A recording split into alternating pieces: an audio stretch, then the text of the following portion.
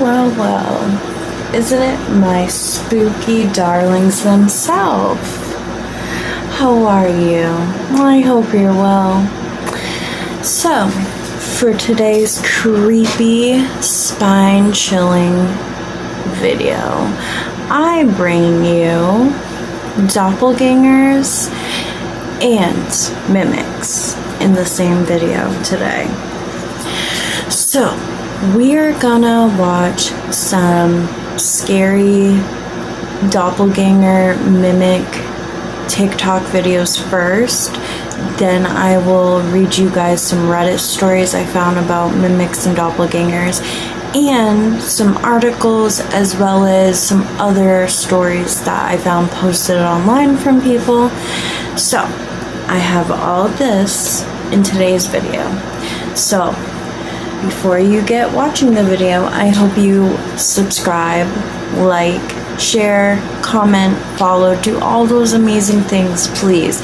Because I would love to reach 1K, subscribers someday. But for now, I'll take 20 subscribers. Can we get there? I only need a couple more.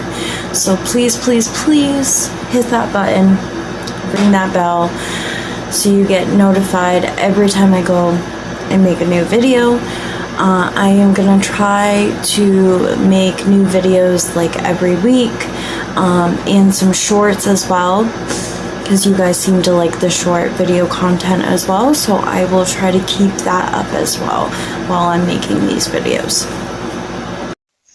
So I thought before we would get into the video, I would tell you some information I found that describes mimics than doppelgangers. This is what I found that describe what a mimic is and doppelgangers, and gives you a definition of them. So for the first one, I found this is what I wrote for some notes down.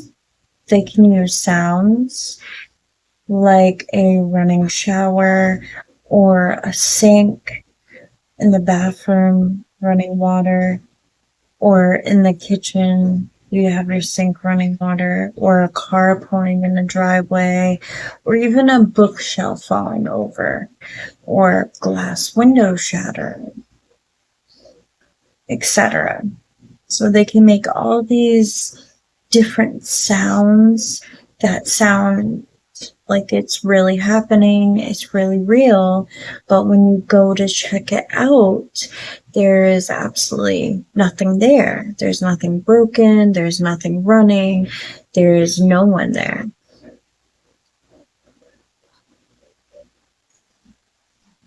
And honestly, they do all these things to get your attention, as well as talking.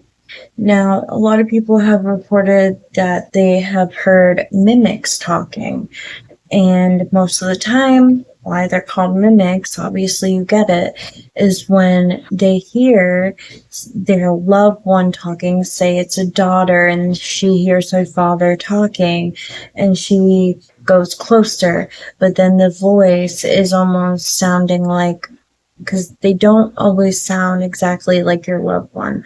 Something's always off. They never get it perfect.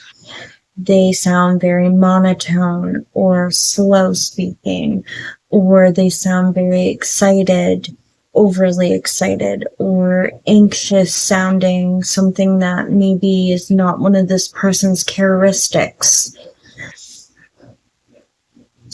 And mimics can be anyone you live with, whether it be somebody you live with or those are the type of people mimics like to mimic. Is the people you surround yourself with are the people that they like to go after, is what a lot of people notice. It could be your brother they mimic, or your mother, or your father, or your sister, or an aunt, uncle, a best friend that comes over. Usually these mimics like to hang out, say, at a friend's house, or in a driveway, or in your home. Really kind of, for the most part, local. And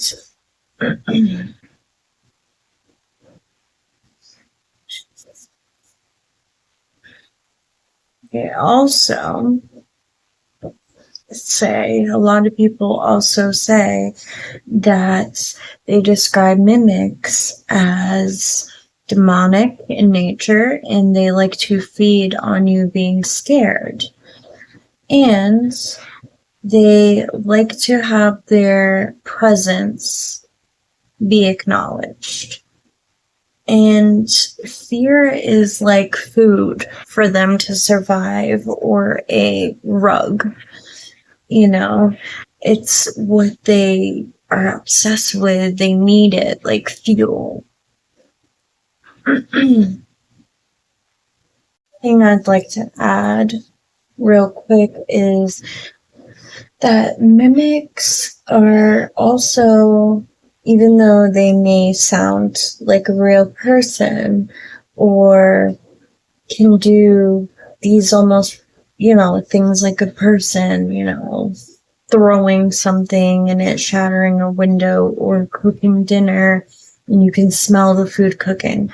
No matter what, mimics are still a type of ghost. As much as they may sound real and almost feel real, they are not a person, they are a ghost. But our next thing we have is the doppelgangers. And honestly, it's hard to say because doppelgangers, you can actually see them, touch them, feel them. Now, these are a person, basically. But a lot of people still think that doppelgangers could be, skinwalkers, SWs is what I will call it from now on. But SWs, shapeshifters, a lot of people think that's what doppelgangers are. So, doppelgangers are a ghostly double of a living person that haunts people. They look like an exact copy of a person. They may look like a real life person in the flesh, but there's always something off with them. Doppelgangers usually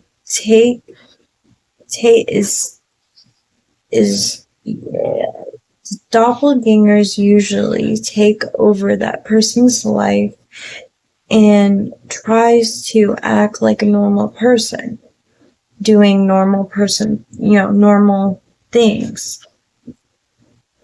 But sometimes they might be at the door ringing the doorbell and knocking or running down the hallway or cooking dinner or getting dressed for work or getting ready for bed. But one thing that all these doppelgangers have in common is that they never stick around for very long. Some like to show up for a few moments. So doppelgangers have one thing in common is that they always seem to show up for a brief amount of time and vanish. They never stick around for more than a few moments. Whether they come back, like, let's say, the next day or a month from now. It's not like they actually stay there in, in our existence very long. They always just walk away or in a split second vanish. It's never like they actually stay and take over or talk to you very long. It's always like they do the thing they wanted to do and then they leave you alone and that's it, and then they're gone, they vanish. They really are quite interesting. And of course there are a few cases over the years that people have talked about doppelgangers. Some famous poets, writers, a president a teacher have had doppelgangers and have admitted to this. And then, of course, they all have either ended up dying in weird, mysterious ways because of these doppelgangers, is what these people usually say. And I will skip those cases. Honestly, I don't feel like reading them. A lot of them you can look up and you'll see them right there, but there's only, I think, like 10 cases. So not a lot, but they're really well-known cases of doppelgangers over in the history.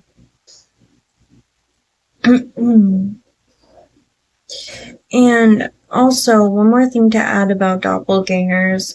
People also have said that doppelgangers could be like a glitch in the Matrix, or even someone actually has a twin form in a different plane or a world in the timeline, and others think they are shape-shifting demons, which is what other people think too. And of course, they can sound just like you. You know, they can sound just like me. And it's almost like they can do almost everything right, do exactly the same hairstyle, the same skin, the same voice, the same words, the same mannerisms, the same clothes almost.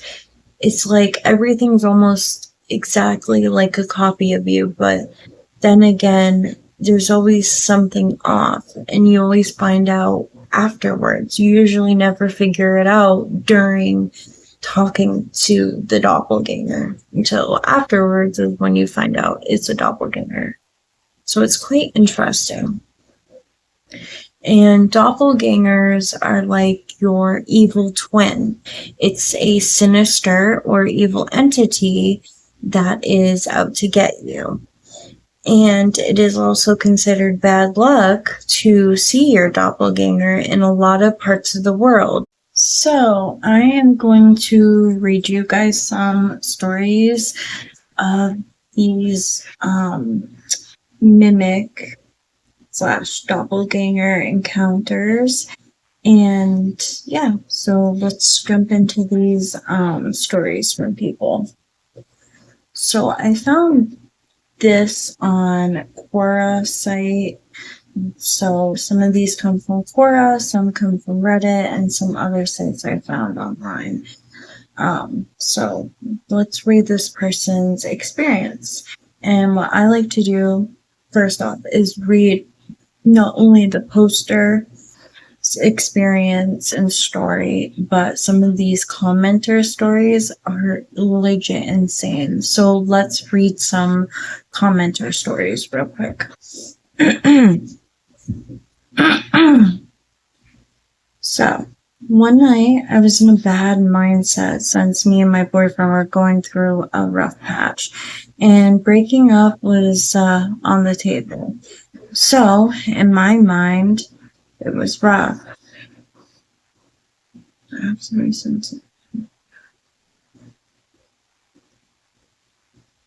And breaking up was on the table. My mom wanted me to lock the side door since it was a deadbolt and can't be locked from the inside. Going out, she doesn't have a key. So my boyfriend drove me back to the house. I walked in and said, Mom? I think I yelled like 3 times for her. The door is 4 steps down from the kitchen.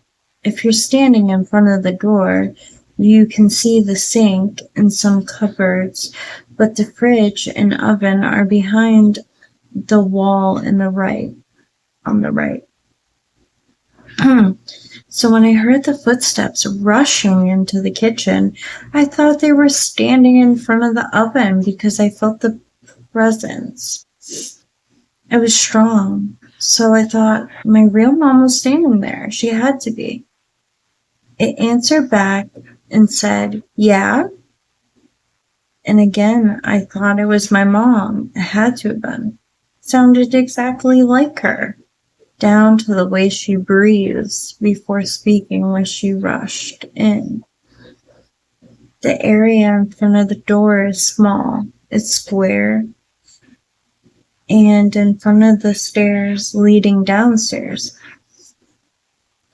While to the left of the stairs is going up the kitchen. I wiggled my way in and had the door half open. I was still looking at the door and said, "So, lock this door then."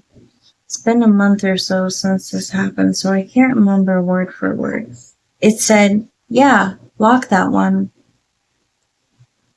I closed it and felt the pressure again, but I closed it, so I locked up into the kitchen. I closed it. I felt a presence again, but closer. So I looked up into the kitchen, but it moved quickly to the oven. I was a bit confused as to why my mom wasn't showing herself or coming around the corner. My mind was in a bad state. So for some reason, I didn't question it. And then I fully closed the door and locked it. So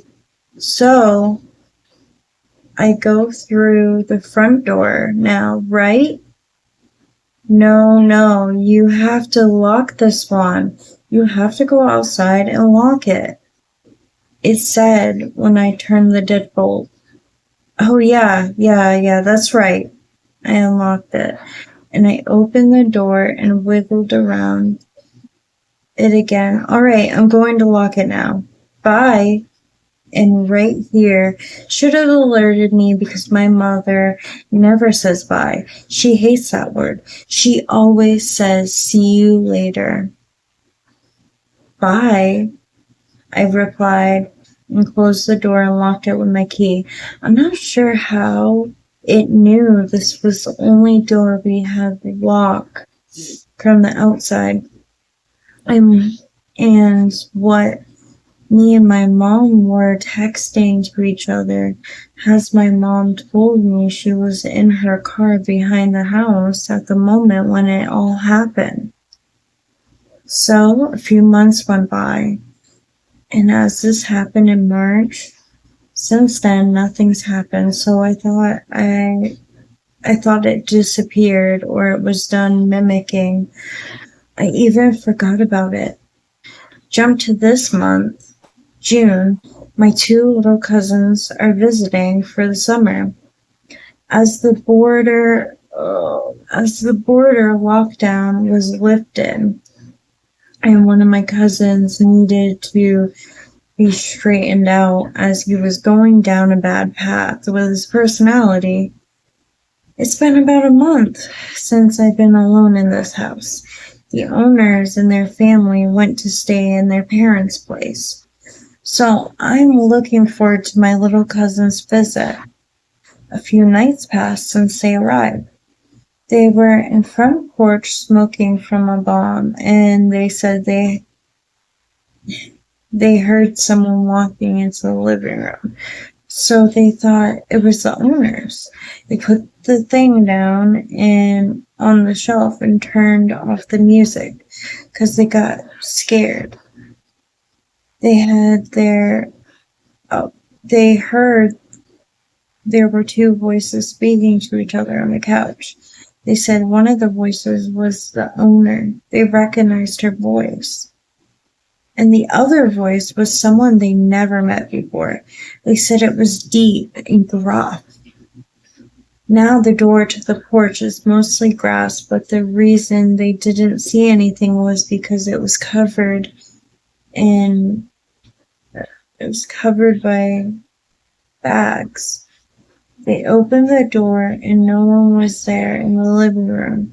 One of my little cousins walked into my room and I was waiting for them to finish and continue watching the movie. I was silently sitting there reading. He opened my door and asked me if anyone was home. I didn't hear the kitchen door being unlocked and open, so I replied, no. He then asked if I had a movie playing. I said no, I wasn't playing anything. He looked freaked out. He then explained to me what happened. When this was going on, I had my door slightly open. It was completely closed, and my room isn't far from the living room. It's just a couple of steps. It's narrow duplex, is what the house is like. I told him I didn't hear anything. I heard no voices, no footsteps. So that freaked me out even more. And another thing in the past, the room I was staying in was used as a storage where everyone first moved in. When everyone first moved in March, I was staying upstairs for a bit. So during that time, the door to my room downstairs by the kitchen was always kept closed. One time, one of the owners said he saw the lights were flicked on and then off. The lights were always kept off. So it was a noticeable thing from the kitchen from where he was standing. Just what is going on? This is scary. That's what they said at the end. I don't know. That story was pretty interesting, but I'm sorry. Some of the words were a little mixed up, but it's okay. It's not a big deal. Alright, guys, so this is the stories that I'm going to read to you. We have a few online, like Reddit and Ranker as another site to use for some stories, as well as Quora. I think that's how you say it. So we're going to read this story. It's a little longer than the other comments, but I love reading the comments to these questions people ask or stories, and you look down and there's other people telling their stories in the comments. I love this. So here is one of them right now. I have no idea how to work this all into the story, but I need answers, and this is going to be long because I'm putting everything I went through in this. I just need answers. I'm going to start from the beginning. When I first started noticing things were strange. We had just moved into this house in 2009, so I was 8. I started sleepwalking within the first week we moved into this house. Mind you, I have never had problems sleepwalking in my life. Almost every night for about 2 months, my mom would wake me up and I'd be standing at the end of her bed. That stopped happening when she put a lock on her door because it started to freak her out.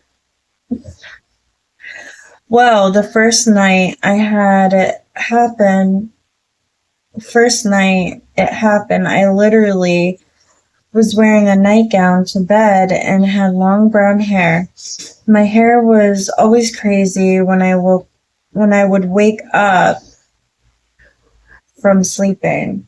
Anyway, my sister thought I was possessed or something and hit me on the side of my head with her pillow, and it knocked me onto my butt down on her cement floor. I woke up freaking out, not knowing I was down there, but later we found out I was sleepwalking because it was an every night thing. I'm not sure if I continued to sleepwalk because my mom stayed locked in her room, but I would always wake up with bruises on me, so I must have been sleepwalking still. When I was 12, I was sleeping and I got pulled off my bed and landed on my side of my body. This is where the story gets crazy. I don't know anything about the past of this house, but it turns out it was built in 1940s. Anyway, when I hit the ground, it was like I immediately started freaking out, but anyways, when I hit the ground, it was like I immediately started freaking out. But I was still in my house and still on the same spot of the floor I landed at. When I was 12, I was sleeping and I was pulled off my bed and I landed on my left side on my body. This is where the story gets crazy. I don't know anything about the past of this house, but it does turn out that it was built in 1940s. Anyway, when I hit the ground, it was like I immediately started to feel overwhelmed. I was still in the house, still on the same spot of the floor that I landed at, and I started to walk out of my room, and there was fog in the house, in the hallway. And out of my room, in the hallway, there was also this wall lamp that was very old looking. I looked up from the floor and I was still in the house, but nothing in my room was mine. There were men standing in the hallway wearing suits and smoking cigars. They were trading cards. Everything seemed just blurry. I also felt so out of it, like I was drugged, but I couldn't make out what I was seeing. And they were playing some type of card game and just laughing at me. And I screamed because I was so scared. And everything I was seeing started to disappear in my house. It started to look like my house again. It was like I wasn't even dreaming. It was more like it was a hallucination. I stood up. And as I stood up, my mom ran in my room because she heard me screaming. She took me to the doctors, and it turns out I fractured my collarbone. Which didn't even make sense because it was my bed. Wasn't even that tall. It was a short fall. After that, I told my mom about what I saw because I was worried. I wasn't even worried about the pain anymore. I felt crazy because of what I saw. My mom told me our house was built in 1940s. And back then, the men's fashion, they would wear those old-timey, looking suits. Nothing similar to the situation has happened, but when I was 14, this is when a ghost started visiting me, pretending to be my mom. So here's where the mimicking comes into play, everybody. Ever since we moved into this house, I have always seen weird things out of the corner of my eye, but I chose to ignore them. Because it just weirded me out knowing we weren't alone in this house. Anyway, one night I was sleeping and I was awoken by my mom. Quotation marks. It was probably around 3 a.m. It was a school night. And I was arguing with her because she came in and she just wanted to braid my hair. It was very dark in my room, so all I could see was a figure.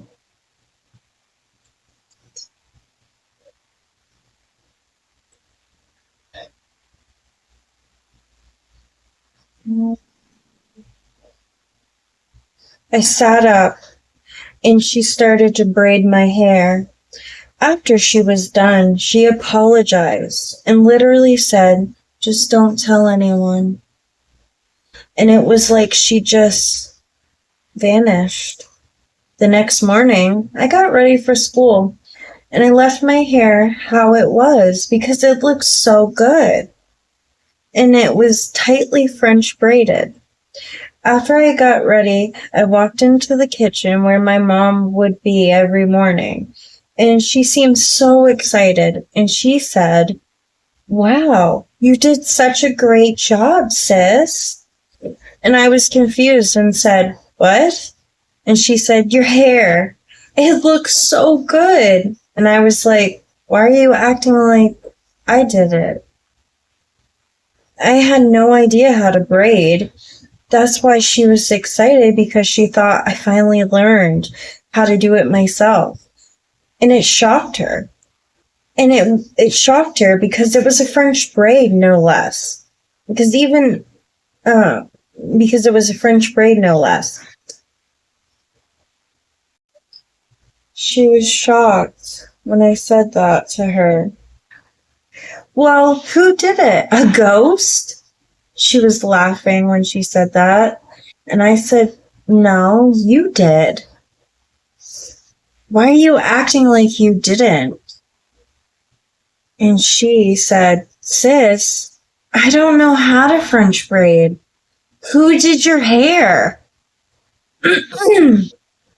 And she started freaking out. And I explained to her. And she didn't even believe me when I told her what happened, that it was her that came into my room and braided my hair last night. Later on, I had another encounter with the lady pretending to be my mom.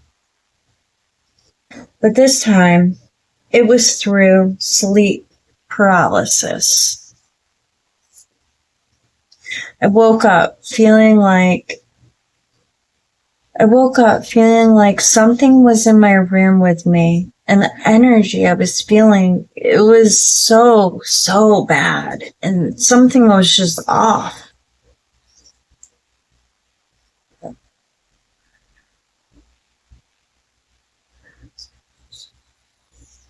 I felt something grab my hand, and the nails were long, because that's the first thing that touched my hand. It was these long, jagged, crooked-looking nails. And she said my name, and it just sounded like my mom, exactly to a T how my mother would talk. And I said, "Yes," in a scared voice, because I couldn't even move my own body. And she didn't say anything, and I was shaking, and I was in tears. As the tears were falling down my face, I knew this was the lady that braided my hair. I just knew. And I said, "What do you want?" And she said, "Kenzie, it's me, Mommy. I just want to let you know I love you." And I said, "You're not my mom. Why are you acting like my mother?" That gave me a source of comfort. Promise me it's you, Mom. I'm scared. And she said, "I promise." And I felt the hand let go, and I immediately sat up and I looked around and nothing was there. I asked my mom about it the next morning, and she called me crazy and said she never went in there and I was just dreaming. Here's another crazy story. I see black shadows out of the corner of my eye constantly. I never told anyone, not even my friends. First night, one of my friends stayed the night, and they wake me up in the middle of the night.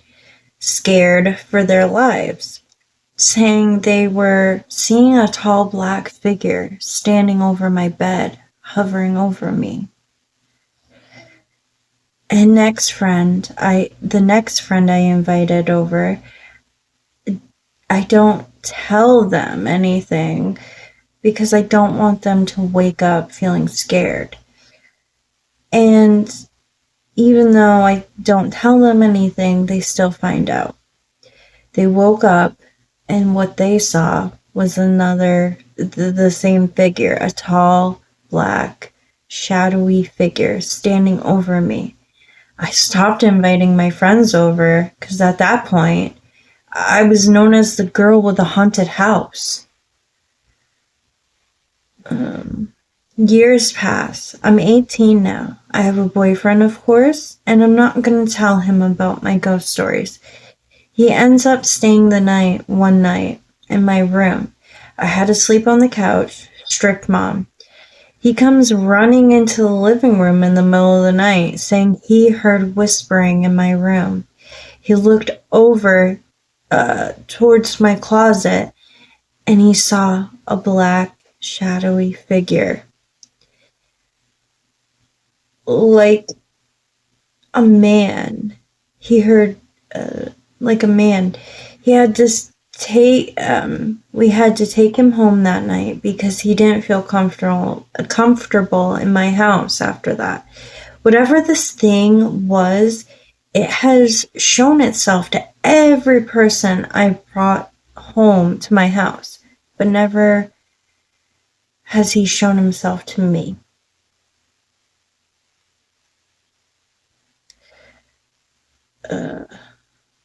I'm 20 now. I still live in my mom's house because I'm not okay mentally to go live on my own. I have severe depression and anxiety. My room is now upstairs. It used to be 2 rooms with a wall in between. 2 rooms with a wall in between, and on the left side there used to be a wall blocking the attic. And on the right side of the room was a hallway leading to the other room. I don't know if I'm making sense. And in the hallway is the bathroom. Now, there is just one big room. Want to know why? When I was younger, my mom brought her biological brother to come stay with us for a while. He stayed in the attic. My mom got adopted when she was younger because her family wasn't okay. She told me many stories about her biological mom doing witchcraft. He would draw me and my younger brother pictures of our skulls, and one day my mom went in there to tell him she brought him food and had a Ouija board laid out and was whispering something, and she was yelling at him, and he wouldn't respond. And she walked in front of him, and his eyes were rolled in the back of his head. And she kept slapping him until he was himself again, and she kicked him out and hasn't talked to him since. But that day, she took a sledgehammer to the attic wall and completely took out the whole wall. And she had to take down the wall separating the 2 rooms because it was connected to the attic wall. Anyways, that happened when I was probably 8 years old, when all of it started going down. Sorry, I had to throw that all in because I just remembered writing about all the other stuff that has happened to me throughout living here. So the reason I'm writing this today is because I just woke up from a nap and had the craziest dream about the ghost lady that used to visit me pretending to be my mother. I haven't thought about it in years. I fell asleep in our living room chair with my dog because she likes taking naps with me. The dream started like I was in my house, but my house was rotting, like nobody had lived in there for years. I heard my brother screaming from his room, and he said, "There's a lady here, and she says she's Mom's sister, and I'm scared. She won't let me leave." And I told him everything would be okay. And I heard a loud bang, and heard my brother screaming like he was being tortured for what seemed like hours. I just kept yelling, "What do you want from me? Just please leave him alone."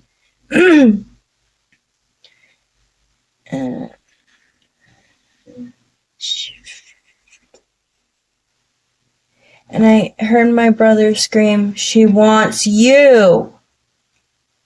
He said those exact words, and it went silent.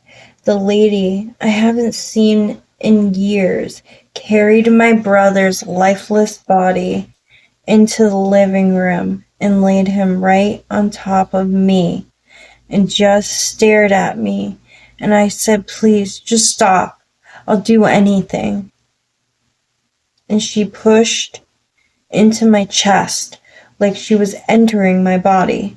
And I felt like I was losing all my feeling in my body. And I just felt lifeless. And I was staring at the other chair in the living room.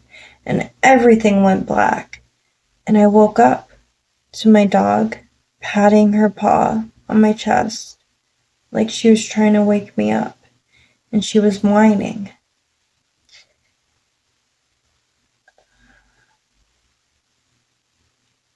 I really just wrote this all down because I want to know what this dream meant, and maybe someone out there can explain it to me.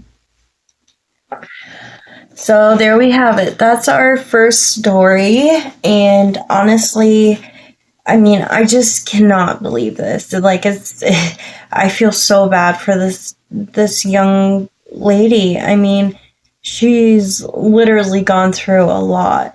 Not only did she start sleepwalking out of nowhere when she wasn't even like sleepwalking as, you know, a young toddler or a young kid, like it just kind of hits her out of nowhere. It's very strange. And then getting sleep paralysis.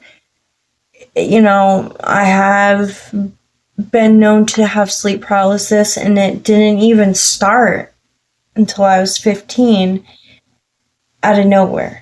Okay. And when it happened, when I was 15, is when I was playing with the Ouija board. And that's when I started to get sleep paralysis, which is just, it's so random, right? Anyways, I really do feel for her, and I hope that she gets the help she needs. And just, it's an incredible story. I mean, I just cannot believe that this mimic mother came in and braided her hair, literally touching her head, braiding her hair like oh God. Can you imagine just seeing a figure, a creepy lady in there, like a mimic, and she's just braiding her hair? Like, oh, that just makes me feel so uncomfortable. Alright, so here comes our second little story in the comments. Now, this is a lot of them are like really like short little comments, so I'm going to read some of those, maybe some longer ones. It varies. So, this is our next one. From the age of about 8 to 11, a few times a year, I would randomly wake up at night to hear one of my parents calling my name. When the first began to happen, I would answer the call of my name. As soon as I did, I felt this presence. And there was this hair-raising, terrifying, growling hiss that would come from above my head.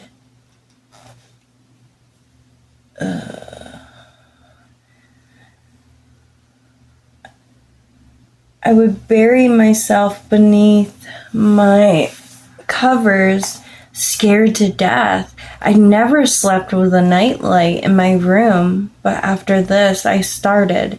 I asked my parents for one, stating I was afraid of the dark. I then thought maybe I was dreaming this, but it was clear I was awake, and then I began to pinch myself so hard that I would leave a bruise when I heard my name called. And every time I answered, it was always the same terrifying sound. My mother asked me how I bruised myself, and I told her what was going on. She said from that point on, she and my father would always turn on the hallway light. If the light wasn't on, and what was more disturbing is that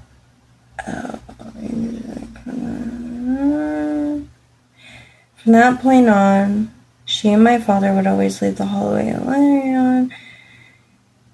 And every time something called my name at night, and I never answered it, it was not, my name began to be called again and again. It just kept continuing on.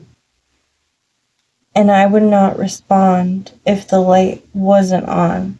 And what was more disturbing is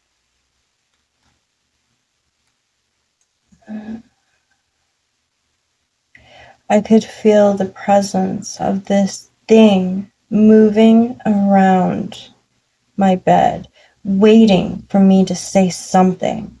This eventually stopped happening.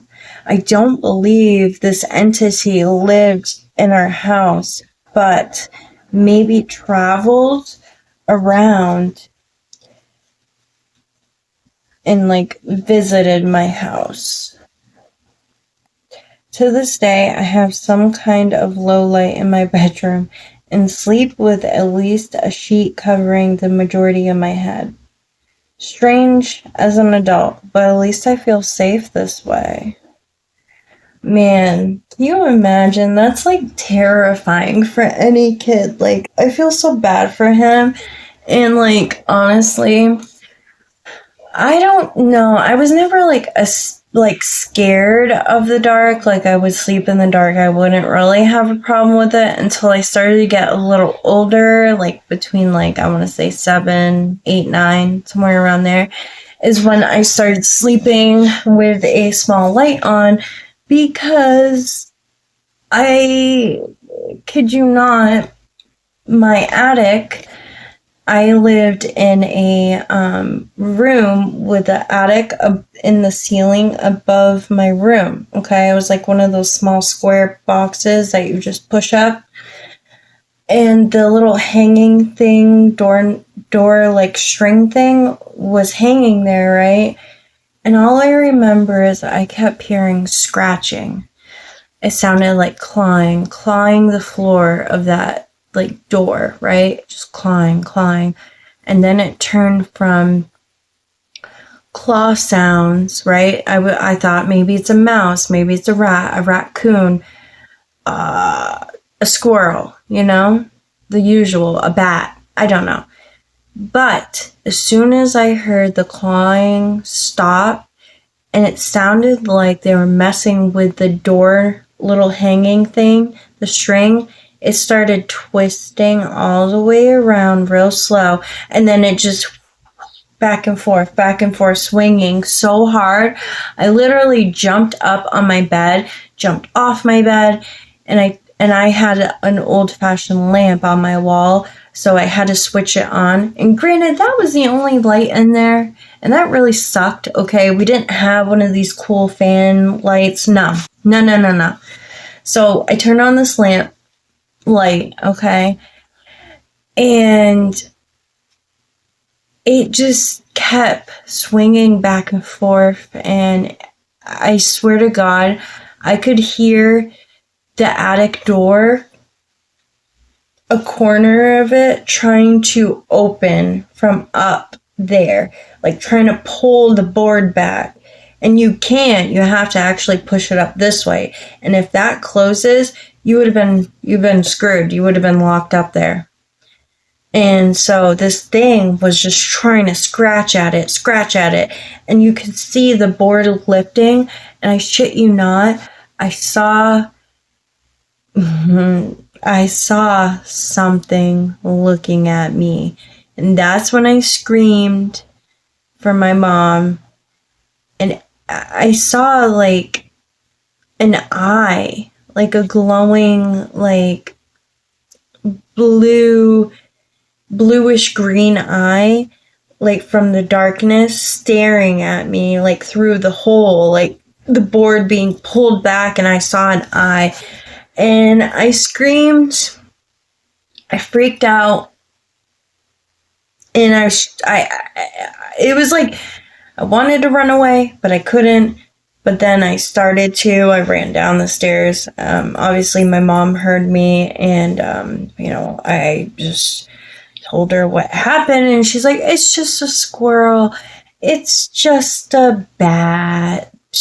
Don't worry, it'll die up there." And tell me why. I think I was like 17, 16, something like that. So I brought I think it was like maybe a ladder. So I put it in my room, right? At the time, I had my dresser right under the attic door. So I hop on my dresser from the ladder, and I get onto the top of my dresser, and I had my friend with me, okay, just in case, because I said, I don't want this door to like close on me. And it didn't, thank God. So I go into this attic. Tell me why. There literally was nothing there. The only thing I could find from an owner, it must have been an old man or something. Supposedly an old man and an old woman used to live there, but that house was extremely old. So it was, I think, made in the like late 1900s. Like, maybe like not late 1900s, like maybe like 1940s, 1950s. It literally had horse hair wallpaper, so it was an old house. And it was just, everything was old in it. Anyway, so I go up there, and all I found was a old man's cane, a like piece of a clothing, but other than that, there was no animals up there. And that's what really gets me. That's what really scares me, okay? There was no rat. There was no like skeleton remains of a mouse, rat, squirrel, nothing. No bats, nothing. It was basically empty up there. And actually, it would have been fun to turn that into like a gamer room or something, like a little secret loft area. It was actually like very stable. Like you could walk around up there. It was pretty safe. I don't know. I kind of wanted to do that, but we sold the house anyways because it was so old and it needed so much repairs. It was not worth like living in there. Like you need a lot of money. I mean, for God's sakes, the basement had like an unfinished basement. And the floor was literally like dirt and cement. So, I mean, yeah. Anyways, moving on. So, before I get started, here is my dress I'm wearing today. It's a different day. I wanted to continue filming instead of yesterday. So, don't mind the different appearance and everything. But I wanted to talk about my dress real quick. Now, I got this like last year. It's still in very good condition. As you can see, it's kind of like a meshy dress. Now, here are the shoulders. It's like a cool off shoulder. And it ties. It's got two ties here. And it ties. But I actually had to tie it a little bit in a knot in the back to kind of hold it up. As you can see. but it is in pristine condition. It's got this cute little detail that cinches you here. And this isn't sponsored or anything. I bought this myself.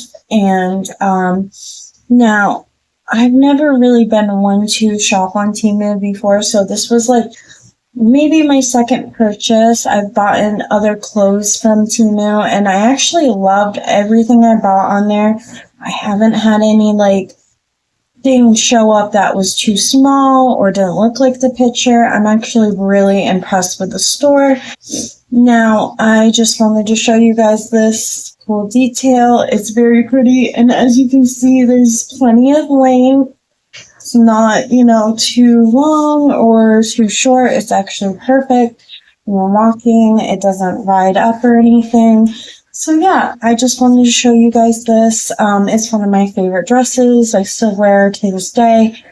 But yeah, I bought it from Temu, and you know, if you guys ever wanted to buy from there, don't worry about the clothes or anything. A lot of them fit actually pretty perfect. Like, it's true to size. So yeah, this is, I think I got this size in a extra large or something like that. But yeah, this is how it fits, and I'm actually obsessed with it. It looks so pretty. So let's get on to the video. All right.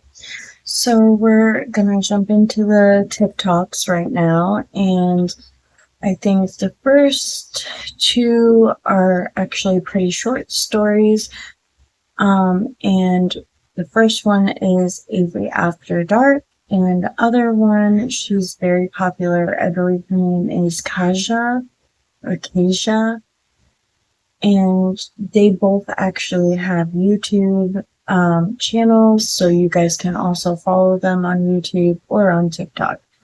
But I'm gonna give my reaction to both of those videos. Have you ever encountered a creepy doppelganger in real life? Listen to this.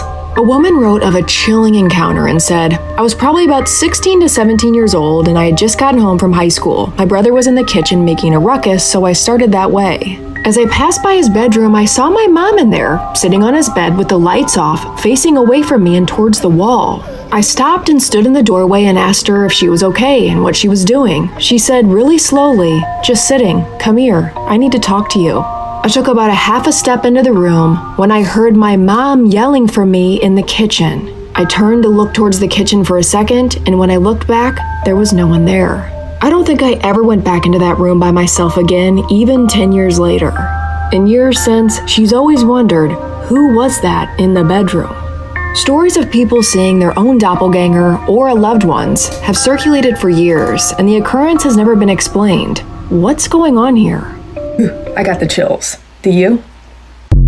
Tonight's true scary story is terrifying, and it has to do with either a mimic or a demon, and I cannot figure out which one it is, so you guys are gonna have to figure that out and drop it in the comments because geez Louise. Before I get started, I just want to remind you to subscribe to my YT channel and my IG. Both are in the link tree in my bio, and that is where I tell scarier stories, longer versions of stories I tell on here, and the same stories. So if you want me to recount your true scary story on here, my email is in my bio. Okay, let's get started. Tonight's submitter's name is Mia, and Mia did say that I could tag her, so she will be tagged in the description if you guys have any questions or comments for her. Everything started when Mia was about 4 or 5 years old and they moved into this apartment complex, and she used to wake up out of a dead sleep to get this urge to look down the staircase of her apartment. One night she does just this, and she looks down the staircase and she sees her parents standing at the end of the stairs, except for these are not her parents. She said both of them had a grin from ear to ear and these bright eyes, and if you guys have ever seen this movie Smiley Face, she said that that is exactly what they looked like, and they used to try to get her to lure her downstairs. Mia, come downstairs. Mia! Mia! Now, she was really young at this point, so she kind of just brushed it off. She didn't really understand what was going on until later on in life when she realized how actually terrifying this was. So she would just go back to sleep. Then she starts sleepwalking, and every single time she sleepwalks, she ends up at the bottom of the stairs. Eventually, they would move to a very secluded town that only had a library and a police station. Thank God it had a police station. There was nothing but trees everywhere, and they lived on a long dirt road, and they lived in a duplex, and their grandmother lived on the other side of the duplex. But she said that their side of the duplex had this evil feeling to it. She said that everybody that lived in the house previously had some bad luck, okay? And one of the women's name was Jackie, and she lived there with her daughter, and she used to perform seances in the duplex, which obviously did not bring the best energy into the house. Eventually, Jackie's life would be taken by cancer, and she wasn't sure if Jackie had passed away in the home or at the hospital. And not long after moving into the home, their parents discovered a wedding dress in the basement. It was the only thing that was left behind. Now, all of the kids were incredibly terrified of the basement. Apparently, it was super scary down there. Now, one day, there was an incident that happened between her parents and her aunt, who used to live there. Now, after this incident, for some reason, her mother wanted Mia to go downstairs with her and flip open the box to where the wedding dress was. Now, Mia was very hesitant to do this. She was scared. She didn't want to do this, but her mom was insistent that she do this. And eventually later, her mother and her father took that wedding dress and they put it in the woods for some reason. And this is when the activity really started to spike up. It started off by hearing footsteps when everybody was asleep, or hearing footsteps downstairs when nobody else was there except for Mia. One day, Mia found a notebook with angels on it in the basement, and Mia absolutely loved to write, so she brought this notebook upstairs with her to her bedroom. Little did she know that this would make activity peak up even more, and it would get scary. One day, she's asleep and she wakes up to see a black figure standing in her doorway. It was just watching her sleep, and at first, it looked like a woman's silhouette. The woman had a ponytail. She was at least 6 feet tall, and she had her hands behind her back. It looked like she was like holding something behind her back, when then the silhouette just morphs into this man, and this man had a much more intimidating demeanor, and he just had his hands by his side and obviously grew. Mia, rightfully so, gets terrified, and she just lifts up her covers over her face, and then she pulls them back down slowly, and the entities are just gone. Now, this would only be the start of their terrorization of the family, because then her mother started having experiences where she would hear her kids talking and like laughing, and then they would get up and go to the bathroom, but when her mom would check on them, everyone would be dead asleep. And one day, her mother sees a man standing at the end of the stairs, and whatever this man looked like, she didn't say. It was so terrifying that she ran up the stairs absolutely hysterical. Mia would also frequently hear her mother calling her from downstairs when she wasn't there. Mia, Mia. One night, Mia can absolutely not fall asleep, and her mother taught her to put lavender on her wrist to fall asleep, so she does, and she falls asleep for about 2 hours, but then she wakes up at about 2 a.m. She sees her father in the doorway, but she can barely see him, and then he opens up the door a little bit more just to let the light shine in so that she can see his face just a tiny bit. It was just a black void with like bright eyes, and he was dressed in the same exact clothes as he always wore. Then just flicks the light on and then flicks the light off, and she's like, "What are you doing, Dad?" And he does not respond at all. And slowly backs out of the room and just shuts the door.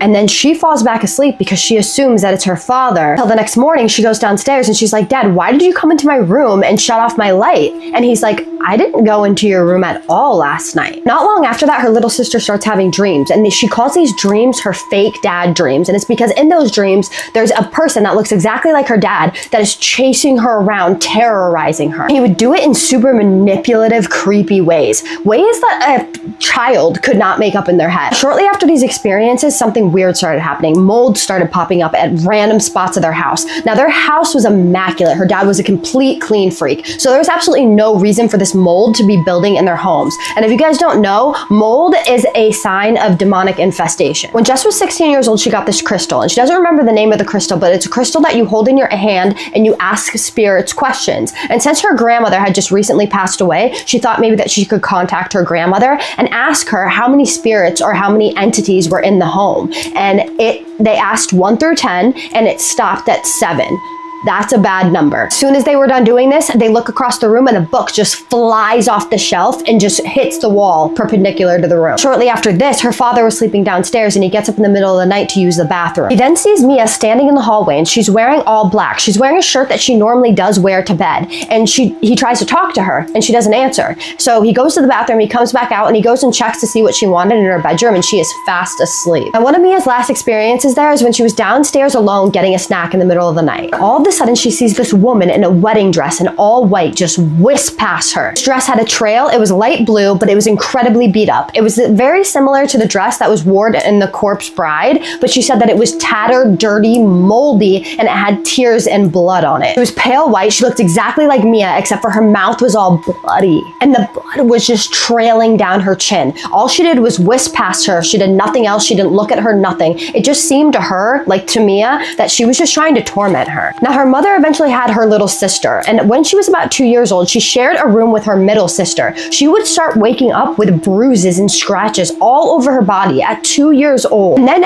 everybody started waking up with bruises and scratches on their body. So they decided to move. Well, that was probably a good idea. Only after they moved, Mia started having these nightmares where she was being unalived every single night. She was put on multiple sleeping medication and nothing would help. And that was her experience. Whew, you guys, what do you guys think of this? There was so much going on in this story. I am not sure whether it was like mimic, demon, or Night of the Doppelganger. I had just graduated from university and a friend and I took an all-inclusive trip to Cuba. We shared a room and had beds that were spaced about 2 feet apart. We'll call my friend Anna. On the first night around 1 a.m., she woke me up by saying, "What are you doing?" I sat up and looked over at her. She was sitting up and staring at the foot of her bed, looking stunned. She looked over at me and then back at the foot of her bed. She paused and said, "I thought I saw you at the foot of my bed." I convinced her that she'd been dreaming and eventually we fell back to sleep. The next day was normal. The following night was not. I woke up in the middle of the night and I knew something was wrong right away. It wasn't fear, just something was wrong, different. I looked up and Anna was standing at the foot of my bed. She was in her PJs and her hair was down, just like she had been when we tucked in. When I looked at Anna's bed, she was there, fast asleep. I sat up and stared at the Anna at the foot of my bed, then quickly glanced over to the Anna asleep in her bed. I did this several times to confirm I was really awake. "Anna?" I whispered. The version of her in her bed stirred and groggily said, "What? Are you in your bed right now?" I asked. At this point, the Anna that was at the foot of my bed turned around and started walking across the room away from me. "Yeah?" the version of Anna in her bed said. "I see you at the foot of my bed," I said. There was a silence from the Anna in her bed. The other Anna continued walking away. "I'm going to turn on the lights," I said. I reached out for the switch beside my bed. At that moment, the Anna walking away turned back and looked at me. She faded away about 2 seconds before I turned on the lights. For the rest of the trip, we slept with the lights. So we're going to talk about these TikTok videos that you just watched. Basically, we're going to talk about 3 TikToks at a time. And the first one is Avery After Dark, the story she just told. I thought it was really interesting that the mother was in the kitchen the whole time, and the fake mother mimic was in the bedroom with the lights off. And if the daughter kept going into the bedroom and talked to this fake mother mimic, who knows what would have happened, to her. So actually, she should thank her mother, her real mother, for saving her from, walking into disaster. I found that story really interesting. It was really great. So hopefully nothing happened to them after that, but who knows. The next one we're going to talk about is Kaja's spooky story without a Y at the end. This story that she told was so interesting. I found it just amazing. Like, there was so much going on, and clearly this kid was going through it. I mean, I found it creepy that her mom wanted her to come get the dress out of the basement, out of this box. And it's like, I really think the parents knew something was going on and that maybe the dress was cursed, because why else would you have your daughter touch it, the dress? I don't know. But then what really sealed the deal is when they took the dress into the woods. Why would they go put it in the woods? I mean, I found that weird. Maybe they were burying it for some weird reason or burning it. But either way, they took it into the woods, and I found that so weird. And not only that, but then the book with the angels on it appeared to her on the floor of the kid, and she took it because she liked it. And I really think the entities left that book there as a trap for her, and she fell for it. And then it started amping up after that happened, and after they found the dress, just little by little it kept getting bigger and bigger until fireworks went off. And I found it weird that the grandmother passed away like that during all of this. I mean, I'm just saying, and this Jackie person had cancer, and she passed away there. Who knows if Jackie's haunting the place too? I don't know. But clearly they had a mold problem, which is also a sign of demon infestation. That is a sign. Just like Kaja said, that is true. And I also I hope that they're okay and they don't have to go through anything like this, because seeing yourself, this mimic, literally looking like you, but wearing that gross looking dress with stained tears and blood on it, and her just looking sickly, grotesque like you, but just disgusting and scary. I'm wondering if it was a demon pretending to be a mimic. To me, that makes sense. So hopefully the whole family's okay now, but I really do think the parents knew more than they were telling to the daughter, and that's why everything ramped up so much, is because they knew something, or they weren't supposed to get rid of that dress or touch that angel book, because for some reason that's when things went bad. So the next story we're going to talk about is Lottie Loves. I think that's how you say her name. Lottie Loves You or something like that. She's another really good TikToker, and she has a TikTok channel as well. I think it's like the same name, Lottie Loves You or something like that. I'll have to put all these in the description down below in the video. I'll make sure to do that. So anyways, she told us about a story about these two young college girls, and they were sleeping one night, and next thing you know, one of them looks over and sees that the girl is standing up. And then she looks over to the friend's bed, the roommate's bed, I mean, but she's right there. So there's two of her. So there's the mimic, and then there's the actual girl in bed. And I can't even imagine just laying there and opening your eyes and you're seeing double a person in the same room with you. Not just like a mimic and you're like, oh my god, I thought it was really you, but you were actually somewhere else. No. That is weird to see two people at once in the same room. That does not happen like often ever. So that was really creepy to me. And I just can't imagine, like, I would run up and like tackle the person, because that's just me. I don't know if you guys would, but I'm just saying I would probably run up and tackle the person, okay? Because I would think I'd be being robbed or the house was being broken or whatever. Anyway, so really interesting story. Okay, I have a story to tell. It's a scary story, so stay to the end, please.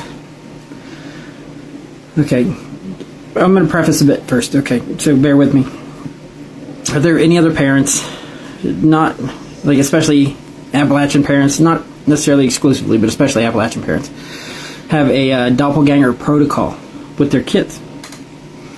Because I absolutely have a doppelganger protocol with my 9-year-old daughter. Like, it's just, she and I have like a phrase we say to each other, and it's a game to her now, and it's something entertaining because it's a little goofy and we have a good time with it. But I absolutely have one, and that's because when I was 10, 11 years old, I had a doppelganger. I had a doppelganger witnessed by multiple members of my family, and I've only ever been told the story. I didn't witness it because it was not me. Which kind of makes sense for the doppelganger, right? So I was 10, 11 years old. I had 2 of my cousins were over in my parents' home. So it was me, my cousins, and my 2 sisters. And my parents' home was split entry, which means you come in the front door and there's a foyer, and then there's a set of stairs that lead up to the main living area, and a set of stairs that lead down to a lower living area or a basement. And my parents' home had a finished basement. So me, my sisters, my cousins were all just hanging out playing, as kids do, just innocent, nothing weird. But apparently I had walked down to my bedroom. I'm trying to remember some details, and the more I talk about it, the more clear it's becoming. I had walked down to my bedroom in the basement, the finished basement, but as I had done that, I had walked back up the stairs, looked my mom in the eye, said weird things to my sisters, walked back the hallway from the main living area where all the bedrooms were, then just fucked off, just vanished. And not long after that, after I'd walked back the hallway and disappeared, I walked back up the stairs. I walked back up, and as they all saw me, after they had seen me disappear into one of the bedrooms or something, the bathroom, they freaked out. Everybody freaked out. It was my mom, my 2 sisters, my cousins. They all freaked out. It scared my youngest cousin so much that he screamed and ran out of the house, ran all the way home, about half mile, 3/4 mile away, which is not a particularly far distance in rural America. This all happened in Kingwood, West Virginia in the 90s. But I grew up in a conservative Christian home, like the stereotypical one where everybody acts Christian but is really covertly narcissistic. Wants their neighbors to think good of them, but everybody in their home knows how shitty they are. One of those homes. So I got accused of being satanic, demonic, terrible, nefarious, sinister at 10, 11 years old for a thing I had no control over and I didn't even witness. But anyways, that's besides the point. The point is I had a doppelganger. It's witnessed by many people, and it influenced me to the point where I have a doppelganger protocol with my 9-year-old daughter. And I am curious if other people have had similar experiences, because it sounds batshit crazy. It sounds absolutely crazy. And I want to know what kind of crazy I am. If this is a real thing or some shared delusion. But if you wouldn't mind, like, let me know.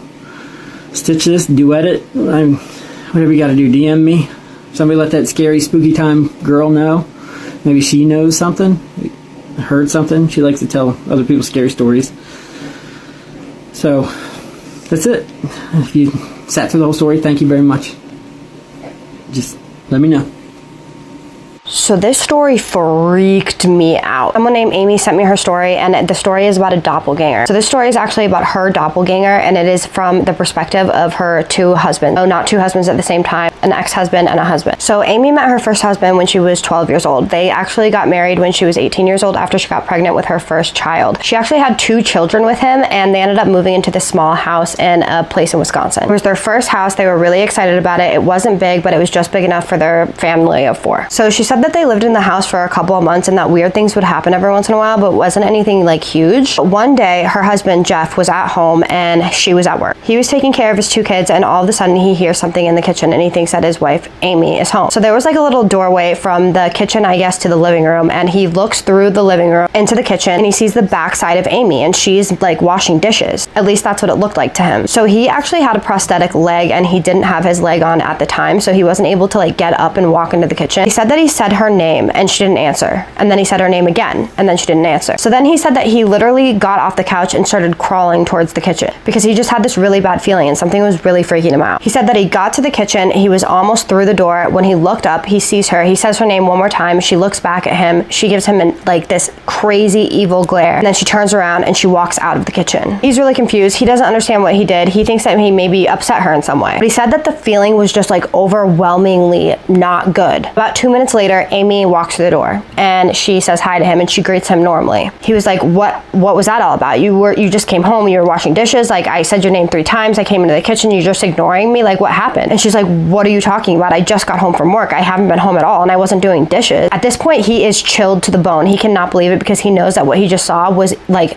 evil, not good. They actually ended up getting a divorce years later and she met someone new. They get married and they go on vacation a lot. One day they are on vacation, they are in a hotel room and they are sleeping. They are sleeping next to each other. Her new husband's name was Clay. So her and Clay are sleeping in the bed and Clay wakes up and he hears something by the window. He was actually facing the window and behind him was Amy. So after his eyes adjust for a little bit, he sees Amy standing at the window and he thinks maybe something is wrong. So he says her name and he's like, Amy, Amy. He then turns and looks at him and all of a sudden he hears something behind him. All of a sudden got this feeling of overwhelming negativity. He said that he slowly put his hand behind him and felt Amy laying next to him. He then turns his head to make sure that it's actually Amy laying next to him and it is his wife. Then turns, looks back at the window and no one is standing there. I actually emailed her back and asked her if she had ever herself seen her doppelganger, and she said that she hadn't, but that her daughters had told her that they had actually had dreams about her. Like they would have dreams that their mother was in their dreams, but they knew that it wasn't their mother. And she had actually never even told them these stories because she didn't want to freak them out, obviously. So all these people are seeing her in some way, shape, or form when she's not there, and she has never experienced or even felt anything remotely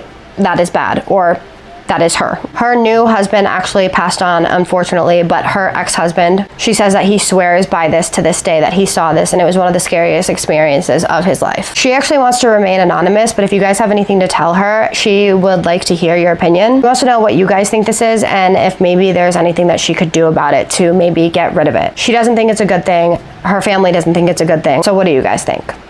Drop in the comments and keep sending me your scary stories, guys. I love that you're already sending them to me. Super exciting, love reading them.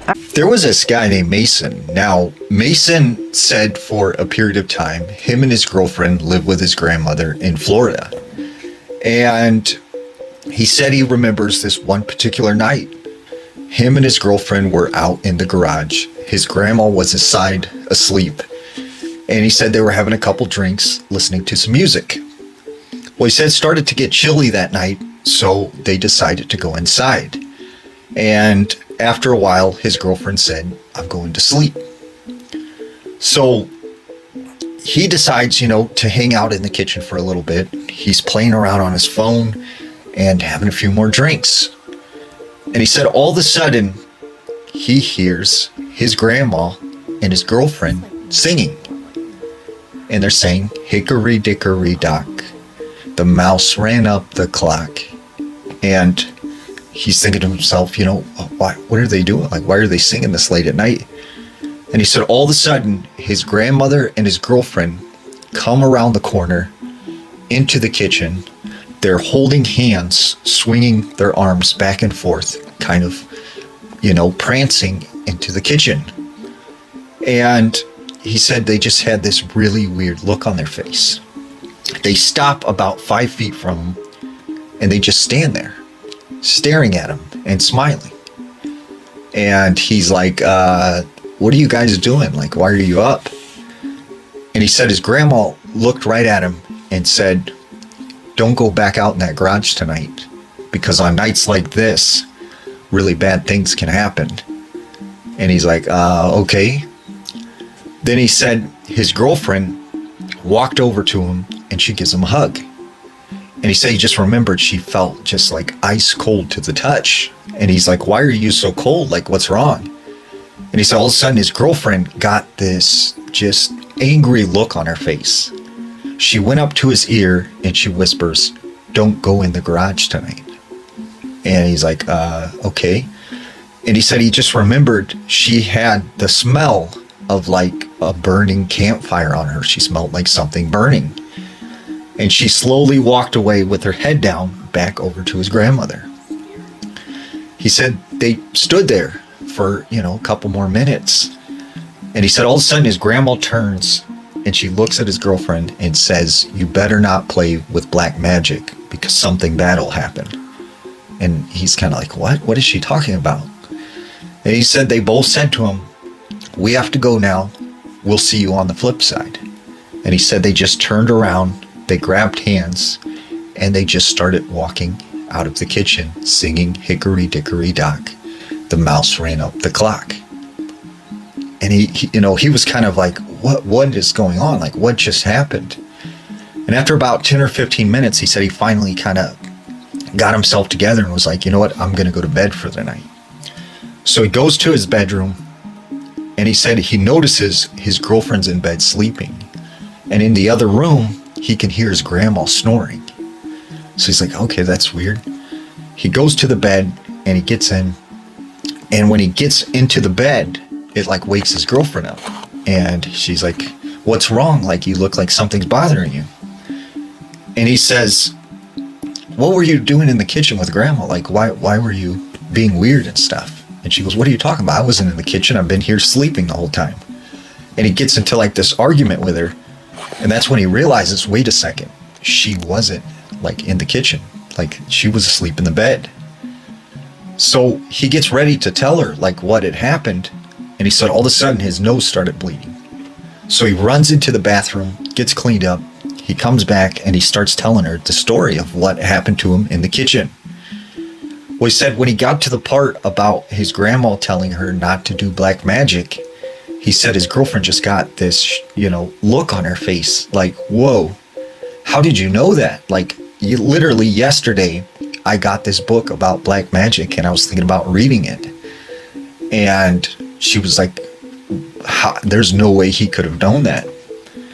And he said, all he could think about is what would have happened if he went. Hi guys, welcome back to another spooky Saturday where we tell you stories all about the strange and unusual. This one is a doppelganger story. I love them. What are they? Are they glitches in the Matrix? Are they demons? Are they just a parallel universe blurring into ours for a while? I don't know, but I'm going to read you this story from Reddit user Geobite, and you tell me what you think about it. I remember one Sunday morning, my brother and I were watching Cardcaptor Sakura on TV. And someone knocked at the door. We lived in an apartment that was empty, and the owner hadn't rented the second floor. It was a 2-bedroom apartment with a kitchen and a bathroom by the door, and a small apartment, but it had a big window that faced outwards towards the door. When I heard someone knock, I checked the window and I saw my father, so I thought. I was going to unlock the door, but my mother pulled me away and screamed not to open the door because I didn't know who that was. And I told her, yes I do, I saw my dad. She freaked out, going to the window and checking the peephole, and then checking the window again. She started to get terrified, and she told me to go to the farthest room in the apartment and do not come out. She went and woke up my dad and got angry, and my dad got angry and confused. When I told him what we saw, the man was still knocking at the front door. My dad screamed, "Who is it? Who is it?" No answer. He said he will call the cops, but no response. While my dad was busy screaming at him, I was looking out the window and I saw him just standing still in front of the door. So my mom took us back into the farthest room from the door while my dad got ready to open that door with a metal bat. But once he did, the man was gone, and my dad goes out looking everywhere in the apartment. The apartment door was a heavy metal door, and it was always heard when someone comes in and out, like a big slam. But we had heard nothing that morning and nothing after my dad opened the door. We heard no footsteps either. But my brother, my mother, my father, and I all saw someone who looked exactly like my father. It is so creepy. What is that? What happened? Is it the universe? Is it a glitch in the matrix? Is it a ghost? Is it a demon? Did this person mean them any harm? Why was he knocking on the door? I have so many questions.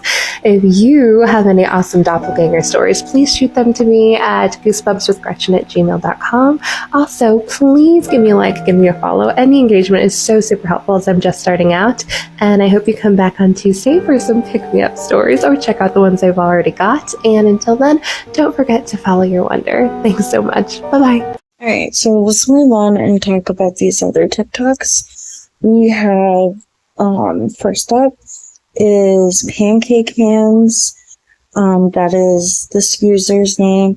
Now, he talks about, his family encountering his doppelganger as a kid, and that is why he has, a code word or a code sentence or something like that for him and his daughter now, for in case they see each other's doppelganger, they know that they're the real daughter or that's her real father. That way they're able to tell. So he talks about how he was like 10 years old and his family had a run-in with his doppelganger, and it scared one of his littlest cousins so bad that the kid literally ran down the road back home to his house. And it's just fascinating that he never got to see his doppelganger, and who knows, that's probably for the best. But let's hope that he doesn't ever have a run-in with his doppelganger himself or his daughter. I found that like so scary. I mean, it must have been super insane, super weird and creepy for his family having to go through that. And thank God they knew that it wasn't the son, that it was a doppelganger. So next we have, I believe her name is Kaisa. I think that's how you say it, or Kasia. Is Kaisa's Spooky Story without the Y. That's her username. And she talked about how this wife, Amy, she was married. She at the time had gotten divorced and remarried. So it's actually two husbands that experienced Amy's doppelganger, and at two different times. And I just can't imagine, because these two men, yeah, they're only connected because they were married to this woman at one time or another, but yet they don't really know each other. And it's just weird that they both happen to see her doppelganger at two different points in knowing this woman.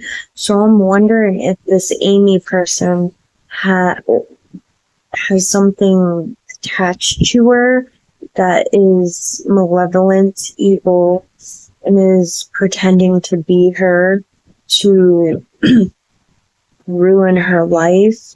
And as well as her daughters also saw their mother, their pretend mother, you know, is what they called it. Like a doppelganger / mimic was trying to scare the daughters, and the daughters even knew that's not their real mother. So at least they knew it wasn't the actual mother. So that was a crazy story. And we move on to True Crime Talk 03. Now, he talks about a family that were, I think, a young guy and a woman living together that had their grandparents living together, or his grandparents, I mean, living there. And he was in the kitchen, and it was probably like late at night or something. And next thing you know, like, the grandmother and grandfather are acting weird. And she's like, don't do black magic. And not only that, but then they all walked hand in hand out of the kitchen saying that nursery rhyme, hickory dickory dock, the mouse ran up the clock. That gave me chills. And that is like freaky. Because why did you want him, like the woman too was saying stay out of the garage? That was so creepy. Like, why? Why does he have to stay out of the garage? Is that where you guys all coven in there, hanging out? Like, creepy weirdos? Like, in the song? Like, why were they singing that? Like, that was weird. They were all singing that when they left. I would have knew something was off when they were singing that. But he didn't until he went into his bedroom to talk to his girlfriend. And she was the one that was going to use, open the black magic book and was inspired by it and wanted to learn about it. Good thing she didn't, because that could have gone so bad. And I'm just wondering what's in the garage. Like, why did the doppelgangers tell him to stay out of the garage? Like, that freaks me out. Now we move on to Goosebumps with Gretchen. Now, she tells a story about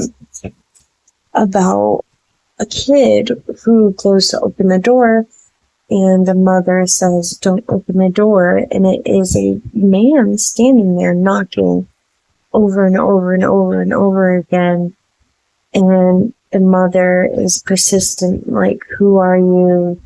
Go away, and the person's not listening on the other side. So finally they go get the dad, and the dad is ready to open the door and is telling the guy, go away. And next thing you know, when they open the door, nobody was there. That was weird. And technically, this wasn't a doppelganger story or a mimic, but I think it is a glitch in the Matrix or something. I don't know. I just threw this one in here. I really didn't have a category to put it in, and I'm not going to. But it was scary nonetheless. That the guy just disappeared like that. I don't know. I really don't know what to make of it.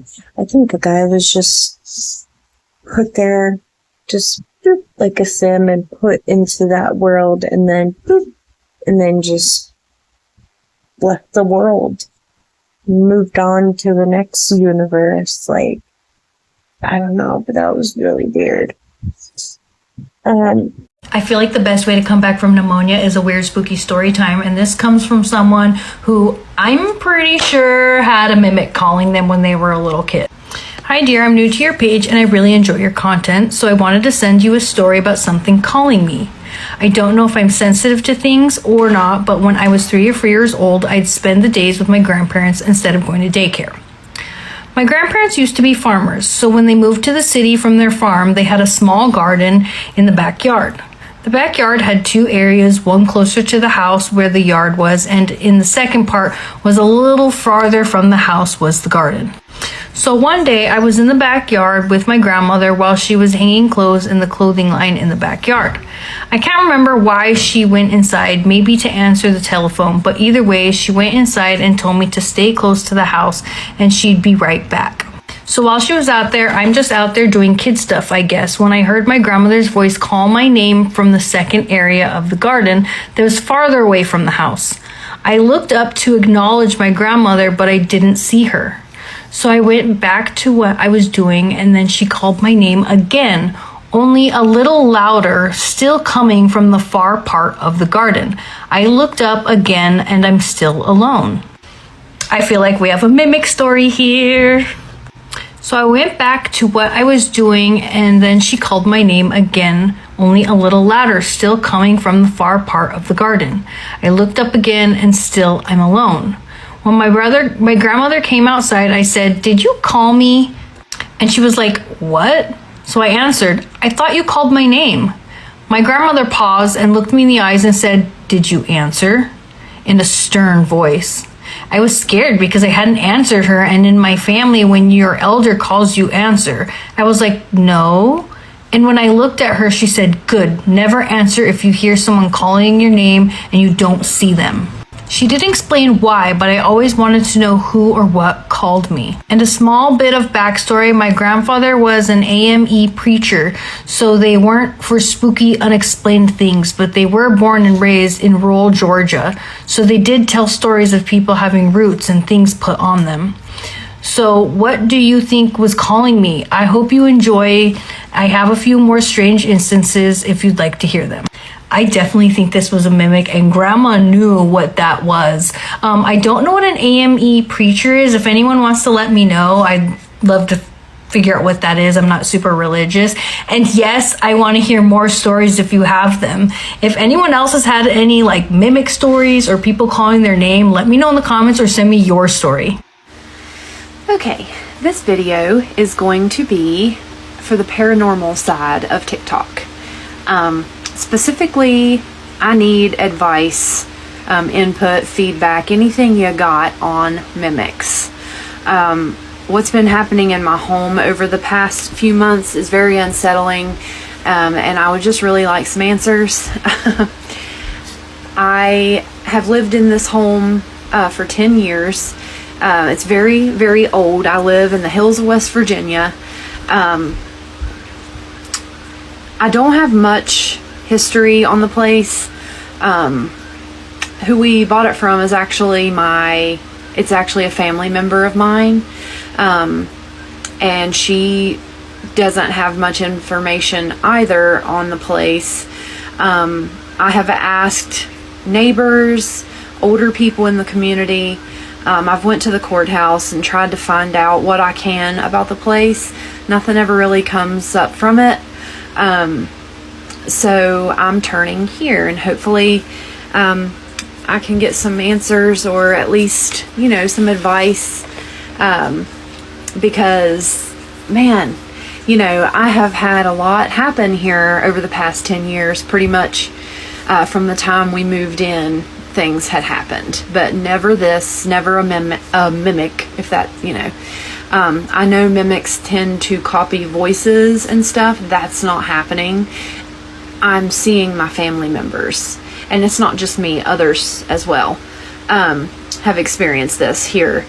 But the first thing that ever happened was I had gotten home from the grocery store, and I was putting my stuff away, and I went into the pantry, and I was putting things up high on the shelf, and I had my arms up and, you know, looking up like this, and out of my peripherals I saw my daughter, who is 9 years old, and she's a prankster. She loves to scare me and stuff like that.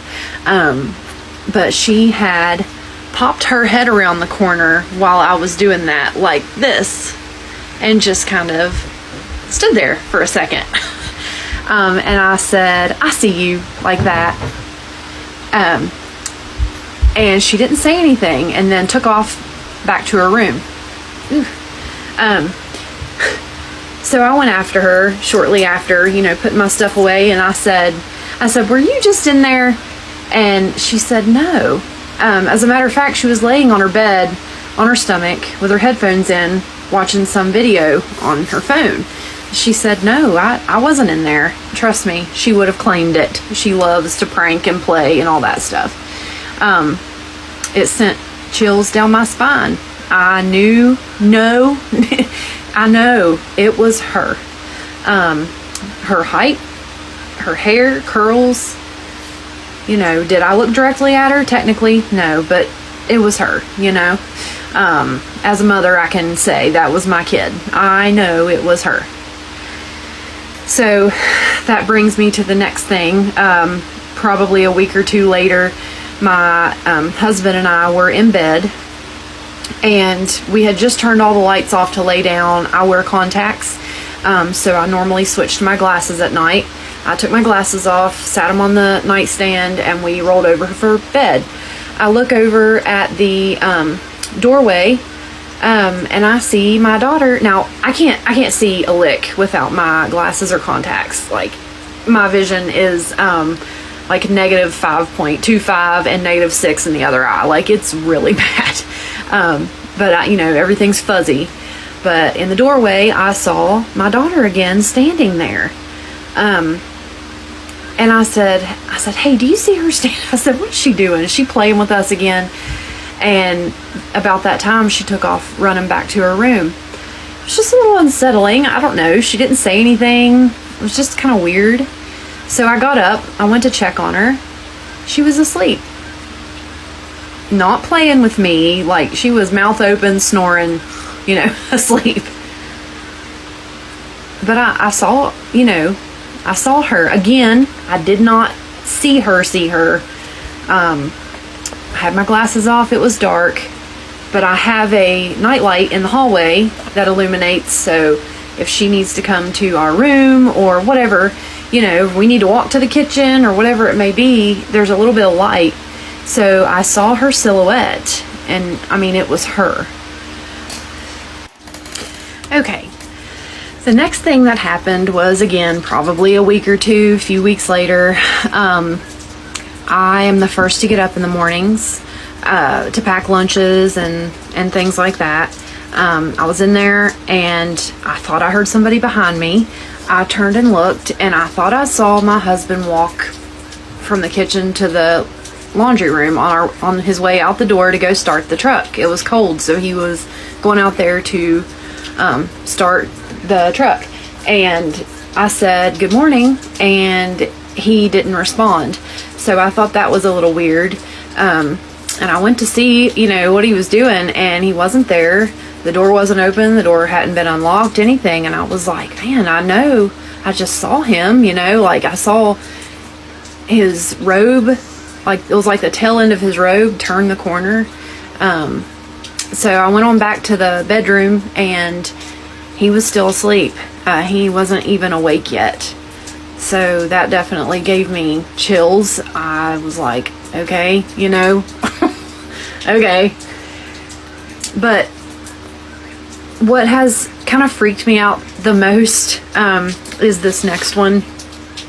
And it happened like 2 nights ago. My niece was staying the night with my daughter, and she is 13, almost 14 years old.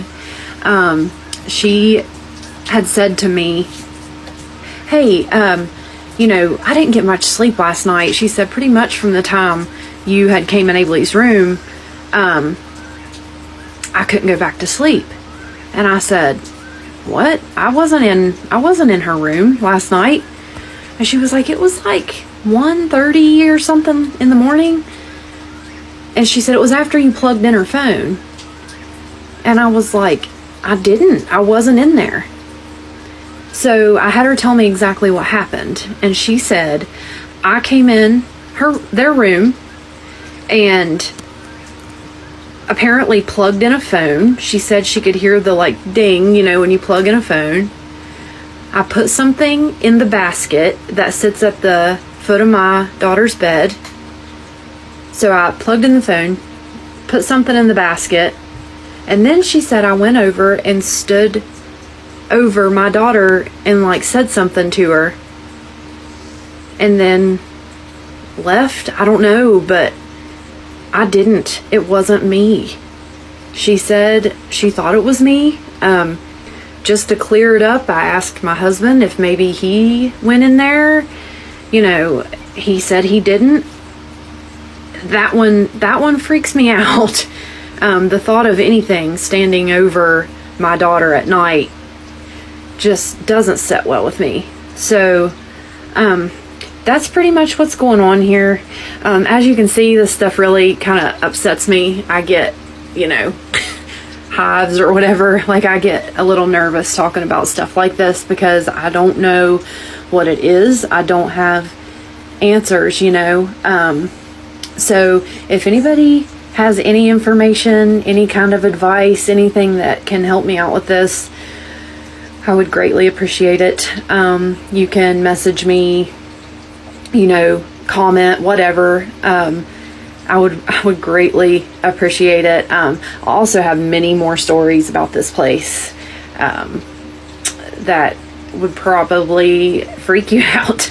So, but anyway, that is my mimic story. Let me know. Tonight's true scary story is about a mimic mimicking. It is terrifying. I've never heard a story like this. It also takes the life of an animal, I think. Tonight's submitter's name is Erica, and this started in May of 2021. She was a sophomore in high school, which would make her about 16 at the time. So it was about 6 to 7 p.m. The sun had already set, but you could still see outside. It was still light enough to see. She calls this the blue hour because the sun is set, but the sun is positioned low enough to create a twilight. She always emphasizes this when telling the story because it's very important. She lives in West Tennessee. You have to take several back roads to get to her house. She only has 2 neighbors. She lives in what most people would call the middle of nowhere, nothing but fields surrounding her neighbors and her. She starts to hear one of her dogs barking. His name is Xander, but it wasn't like a typical bark like at a squirrel or a bunny. It sounded more aggressive than that, so she knew something was wrong. Xander was only 5 years old. He was an Australian Shepherd, but he was a pretty big dog. She was 5'8", and he came up to about her knees. Xander was mostly black. This is important to the story. When she opened the door, she noticed that he was barking at the fence. Her fence was connected to her neighbor's fence. Her fence runs left and right, and her neighbor's fence runs up and down. Xander was barking positioned towards her neighbor's yard through the fence. After calling for him and yelling his name, Xander wasn't moving from his spot, and Xander was a very obedient dog, so this was very odd for him, and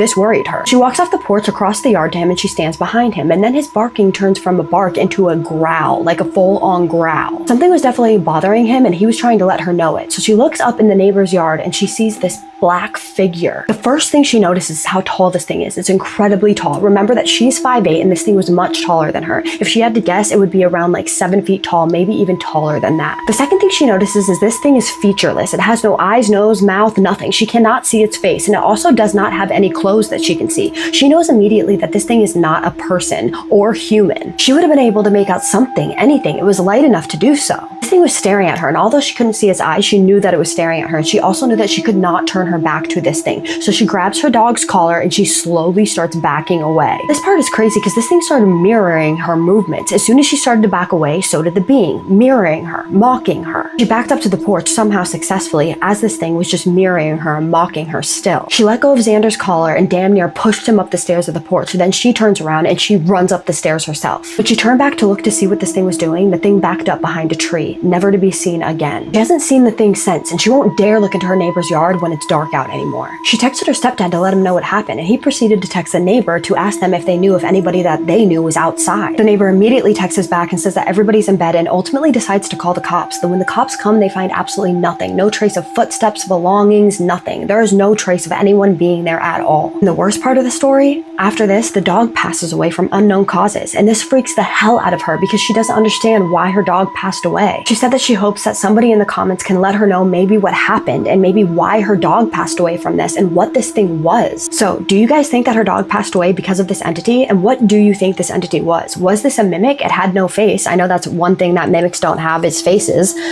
So I'm just wondering, but it didn't like mimic anyone else except for her. It literally mimicked her, which was super creepy. Also, has anything like this ever happened to anybody else? Have you ever had anything literally mimic you exactly? This story was so weird to me. So just drop your comments or any suggestions or any help that you have in the comments, anything. So I know I'm in a different outfit again, but I was going through a lot. I had a swollen jaw and some problems with my mouth, so I am back to finish this video.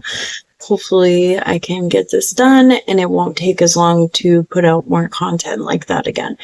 But we have just watched Jessica Cave's Canvas 189, and she talked about some truly terrifying things with her house basically full of different mimics, one being her daughter and another one being her husband and another one being herself.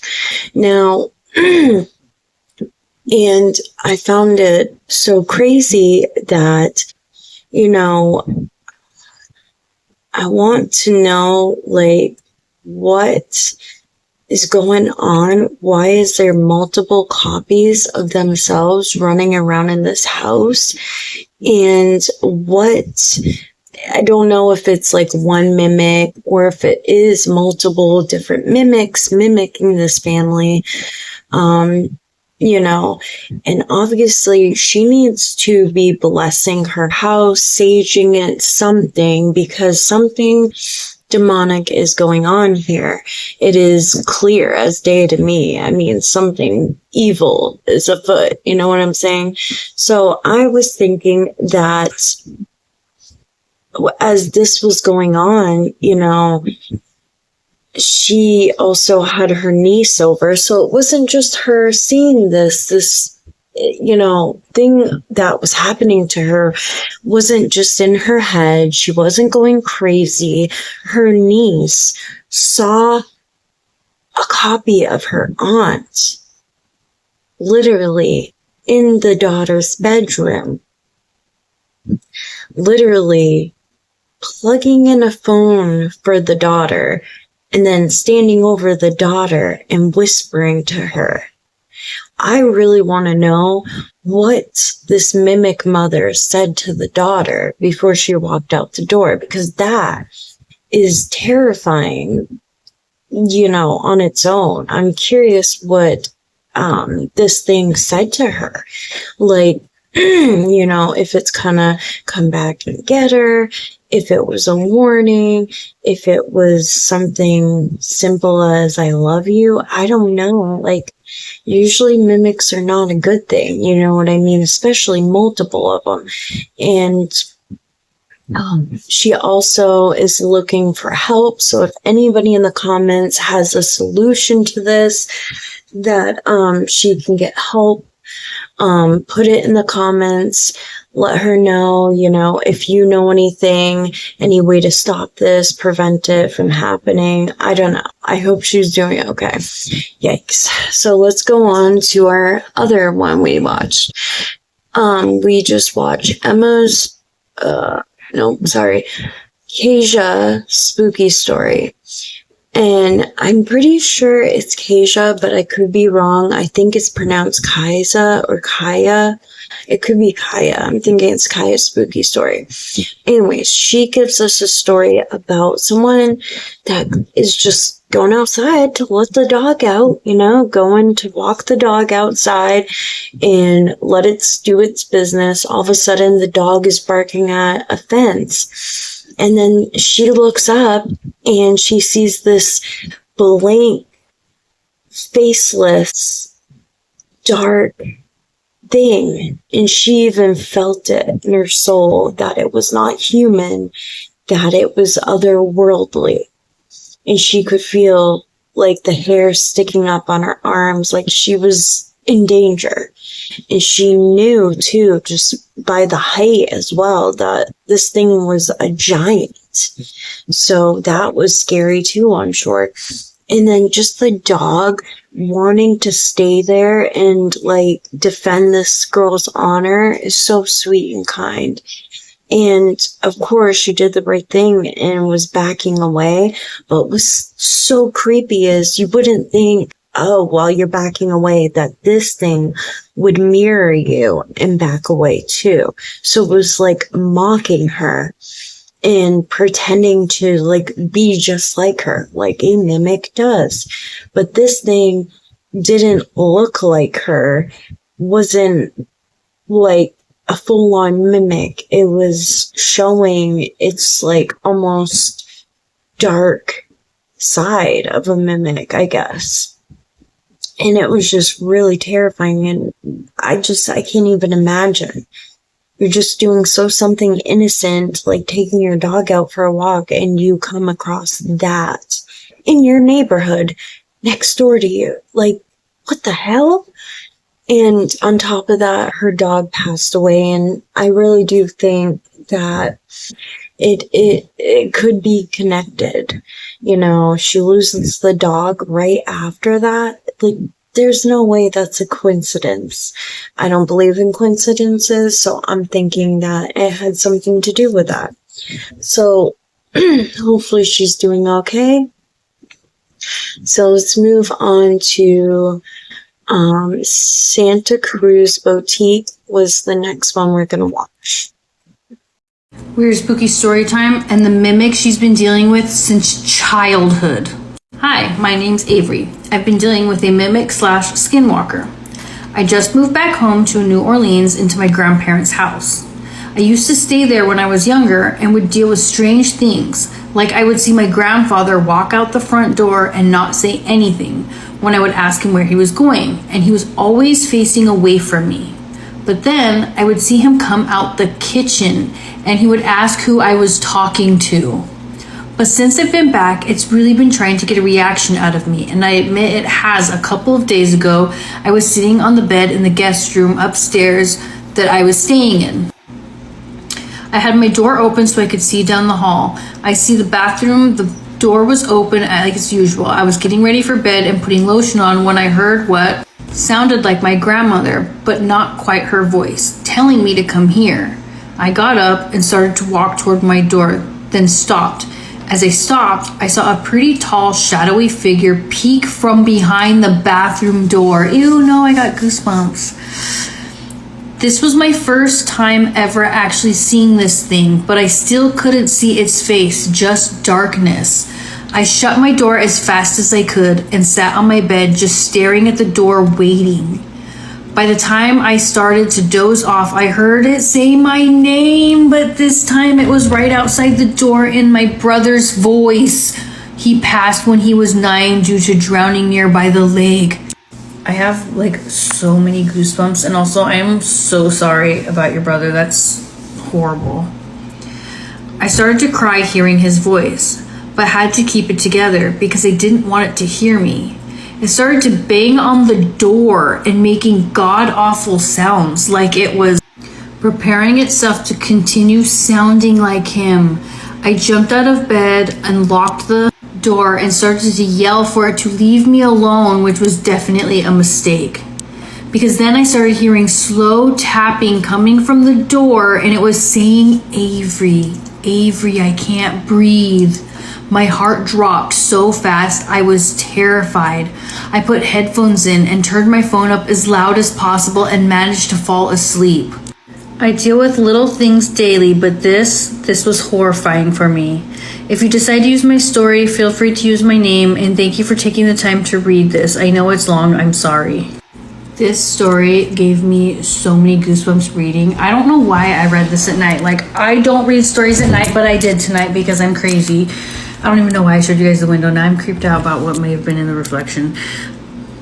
Anyway, this story really creeped me out, and how horrific for not only to suffer that tragedy when her brother was 9 years old, but for this thing to use his voice to try to get to her.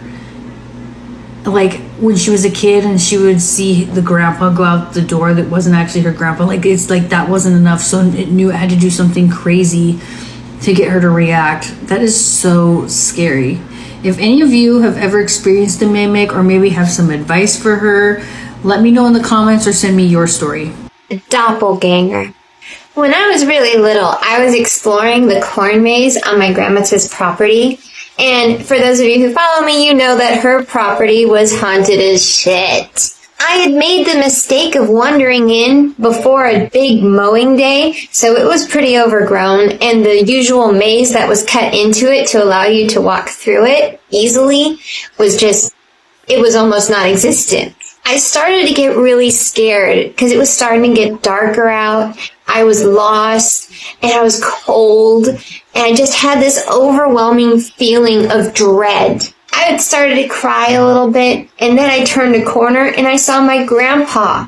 Now, I found it unusual that he didn't rush to give me a hug and pick me up and carry me home. Instead, he sat there, gave me a nod, and just kind of lovingly grazed the corn with his hand and started to walk away. So I holler back, "Grandpa, wait up!" I hear my name being called from the wrong end of the corn maze, and I was just like, oh no. Well, I have Grandpa here.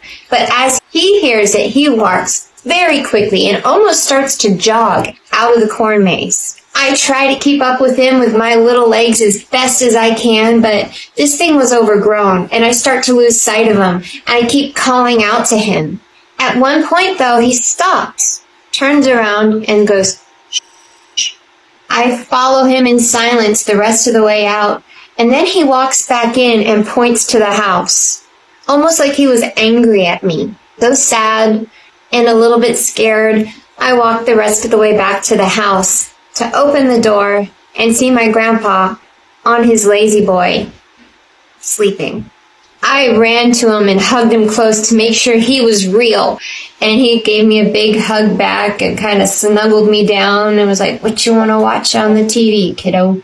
To this day, that one gives me the creeps because it was perfect. He was Grandpa. Whatever it was that helped me get through the corn maze that day was Grandpa. And whatever it was that called my name was definitely not Grandma.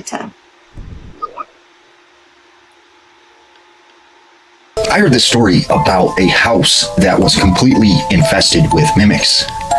Now, it all started off with this family who lived in New York. And they had lived in this big home in a rural area.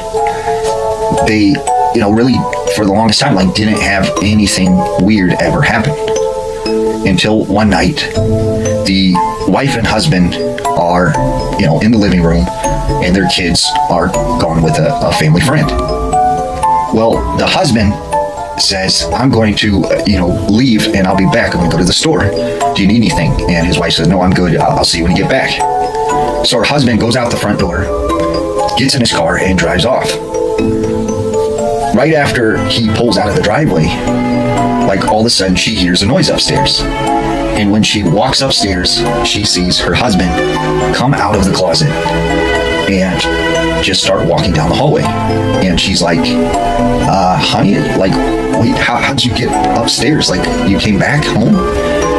And he's like, "Yeah, I'm going back to the car. I'll talk to you later." And so he just goes downstairs and goes out the front door. So she calls her husband on the cell phone and was like, "Why'd you come back to the house? That was kind of weird. What were you doing upstairs?" And he goes, "What are you talking about? I'm far from home. I've been driving for a little while now." And she's confused, and she thinks he's just playing a prank on her. So fast forward to the wife and their two kids are sitting on the couch, and the wife and one of the kids are sitting on the couch, and one of the daughters comes downstairs, and they say, "Hey, what are you doing? You want to come watch a movie with us?" And the daughter doesn't say anything. And they're like, "Hey, aren't you going to respond? What's wrong?" And the daughter still doesn't say anything. She just keeps walking past them. And she goes into another room. So the sister follows and is says her name and is like, "What are you doing?"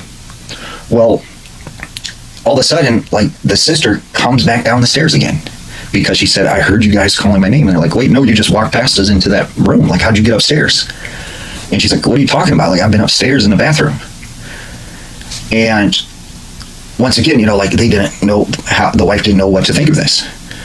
So finally, the last straw was one night, her husband and her two kids, they had left to go do something, and she's up in her bedroom.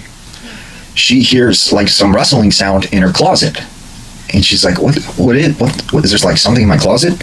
She opens the door, and there's her husband crouched down, holding his knees, sitting in the closet, kind of looking really weird, has this strange look on her face. And she's like, what are you doing in the closet? I thought you were with our daughters." And the man her husband just says, "Come in the closet with me." And she's like, "What?" And he's like, "Come in here, come in the closet." And she instantly knew that wasn't her husband, and she ran out the door and calls up her husband and is like, "Get here right now." My parents' house has always had weird things happen, and throughout my teenage years, it was widely accepted that the house was haunted. Loud bangs in the night, no one flinched. It was expected, except for me, who was truly terrified of that house. I have so many stories of this house, but I want to focus on one specific aspect, which ultimately scared us out of the house: the mimics. I was at home one day. I was a teen and it was a weekday. It was a sunny afternoon. I was home alone and got in the shower. I got out and was drying myself when I heard the front door open. The key turn into the inner front door open, and footsteps. Familiar footsteps. It was my dad's in his work shoes. I shouted out, "Dad? Hiya! Why are you back from work? You're not golfing this afternoon?" This wouldn't be uncommon. No response. "Dad?" Thinking he just hadn't heard me. No response. I wandered down into my dressing gown to chat to him. but he was nowhere to be found. I suddenly felt a paralysing fear come over me. I stood there in the hallway frozen. I remembered my dad was working away this week. He was in Germany. I ran upstairs to my mobile and called my mum. I must be wrong. It was his voice, exactly how he says hello when walking through the door. Hiya! It was him, unmistakable. I rang my mum. She confirmed he was in Germany. Noticing the panic in my voice, she asked what had happened. Once I explained, my mum was silent. After a long pause, she told me that the night before, she woke to the sound of the front door opening. It was around 3 a.m, so she jumped up. She shouted out, thinking it was me, but my brother responded, Hiya, only me. She said she went sheet white.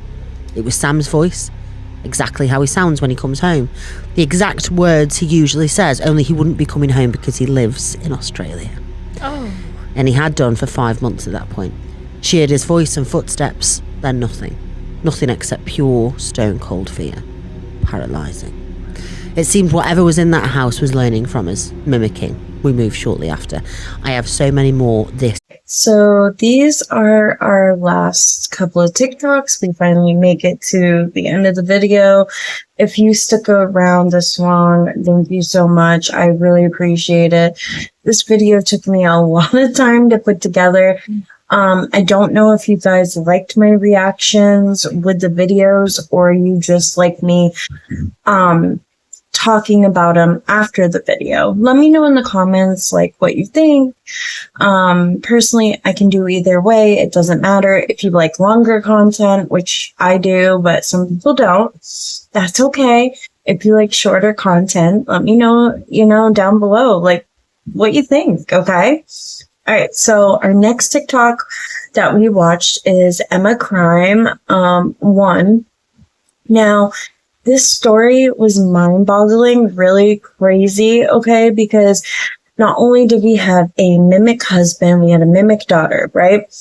So with the mimic husband, he comes out of the closet and the wife is like, what the heck? I just saw you leave with going to the store. How are you here? You're supposed to be at the store. And he's in the closet. And he just comes out of the closet like nothing's happening. Normal day. That was weird. Okay. Then the wife is sitting on the couch with one of the daughters, and then the other daughter comes down the stairs and she's not looking at them, not talking to them. And the daughter gets up, follows her like, hey, why aren't you talking to us? What are you doing? Why aren't you going to come back to the living room with us and watch a movie? And then all of a sudden, the real daughter comes down the stairs and is like, what's going on? So can you imagine following a mimic around, and then knowing, oh, that's not my sister. That is somebody else, something else. That was creepy. And then we had the last part where the husband, again, is in the closet, crouched down, real small, with a weird, distorted face. And the wife is like, what are you doing? And he's like, come here, come in the closet. I just want you to come in the closet with me. I'm glad she knew it wasn't her husband, got up and ran away, because that was terrifying. About Spooky Girl 831. Now, she was seeing not only her grandfather, but her unalived brother that was sadly passed away at 9 years old from a drowning accident. And these mimics were pretending to be the grandfather and her brother. And it was sad. I think the scariest part is, of course, you're in your room and this thing starts trying to get into your room, banging on the door, making these unholy sounds at you, and then trying to fix its voice again to sound like your brother, saying, help me, I'm not doing good, I'm drowning, making all these sad voices that sound like your brother. That's terrifying. And thank God she didn't open the door and fall for, that. She did fall for the grandmother telling her to come here in the beginning. And then when she got to it, obviously it showed her that it wasn't her grandmother. It was something like of a dark shadow. And she learned from that mistake, and she tried to stay away from these things. But of course, she acknowledged them, they acknowledged her, so they kept on torturing her, and that's sad. And of course, the house is haunted, obviously, and I think that it needs to be cleansed, you know what I'm saying?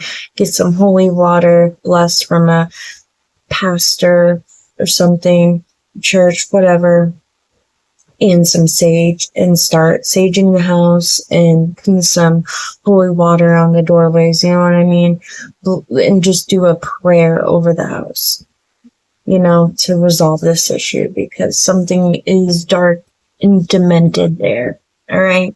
That's what I'm saying. So let's move on to one of our last stories. It is under case K.Smudge. Now, she was lost in a corn maze at her grandparents' house. And while she was lost, she heard a voice call her name. And of course, at that same time, as she heard her name being called to her, she also saw her grandfather. And luckily, she was lost. She needed a way out. Her grandfather started to walk back to the house. So she followed him instead of following this voice that was trying to get her to follow it. Whatever it was, I'm wondering if it was something much worse than this mimic. Something like a demon, trying to trick her and trap her. So luckily she didn't follow that voice. She went with her grandfather. And at the end, she noticed that her grandfather was looking rather mad at her, which maybe that was because he was mad because she was almost falling for this trap when she wasn't supposed to be out there, because it's dangerous. And maybe that's why this mimic was mad at her. And of course she ran inside, and there's her great-grandfather laying in the lazy boy couch. It was just super strange. Luckily she was okay. And our next story is from Ghost Huns Pod, which is short for podcast. And we have a haunted house, and it has a mimic father, which was messing with her, saying hello to her, and then her mother, out of nowhere, says, yeah, I've had a same experience as you.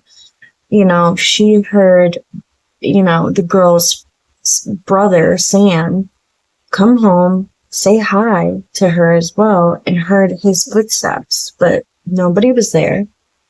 And luckily they moved out of that house, so hopefully they don't have any other weird occurrences after this. Excuse me. And then our next one, we have Santa Cruz Boutique is the username, but I believe that is account that took her video, and the real name is Spooky Girl 831. I believe that's the real username that uploads these videos. So under this story, it talks about her grandmother and her out in the garden, doing laundry, hanging the clothes up in the clothesline, and the grandmother goes inside and the granddaughter is left alone.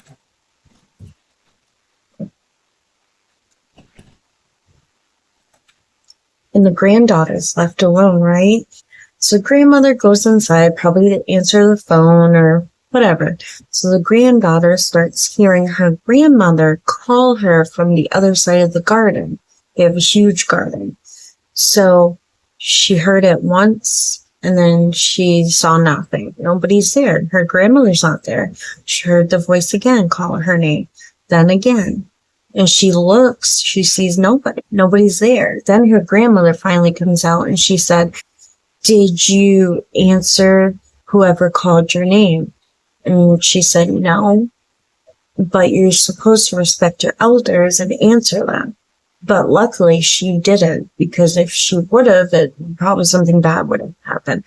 So the grandmother, she said, "I'm glad you didn't answer it, because if somebody calls your name, you don't answer, especially if you don't see anybody."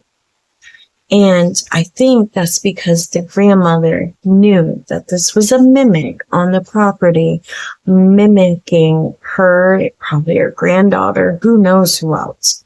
But it seems suspicious, okay, because the grandmother was acting like she already knew what was going on.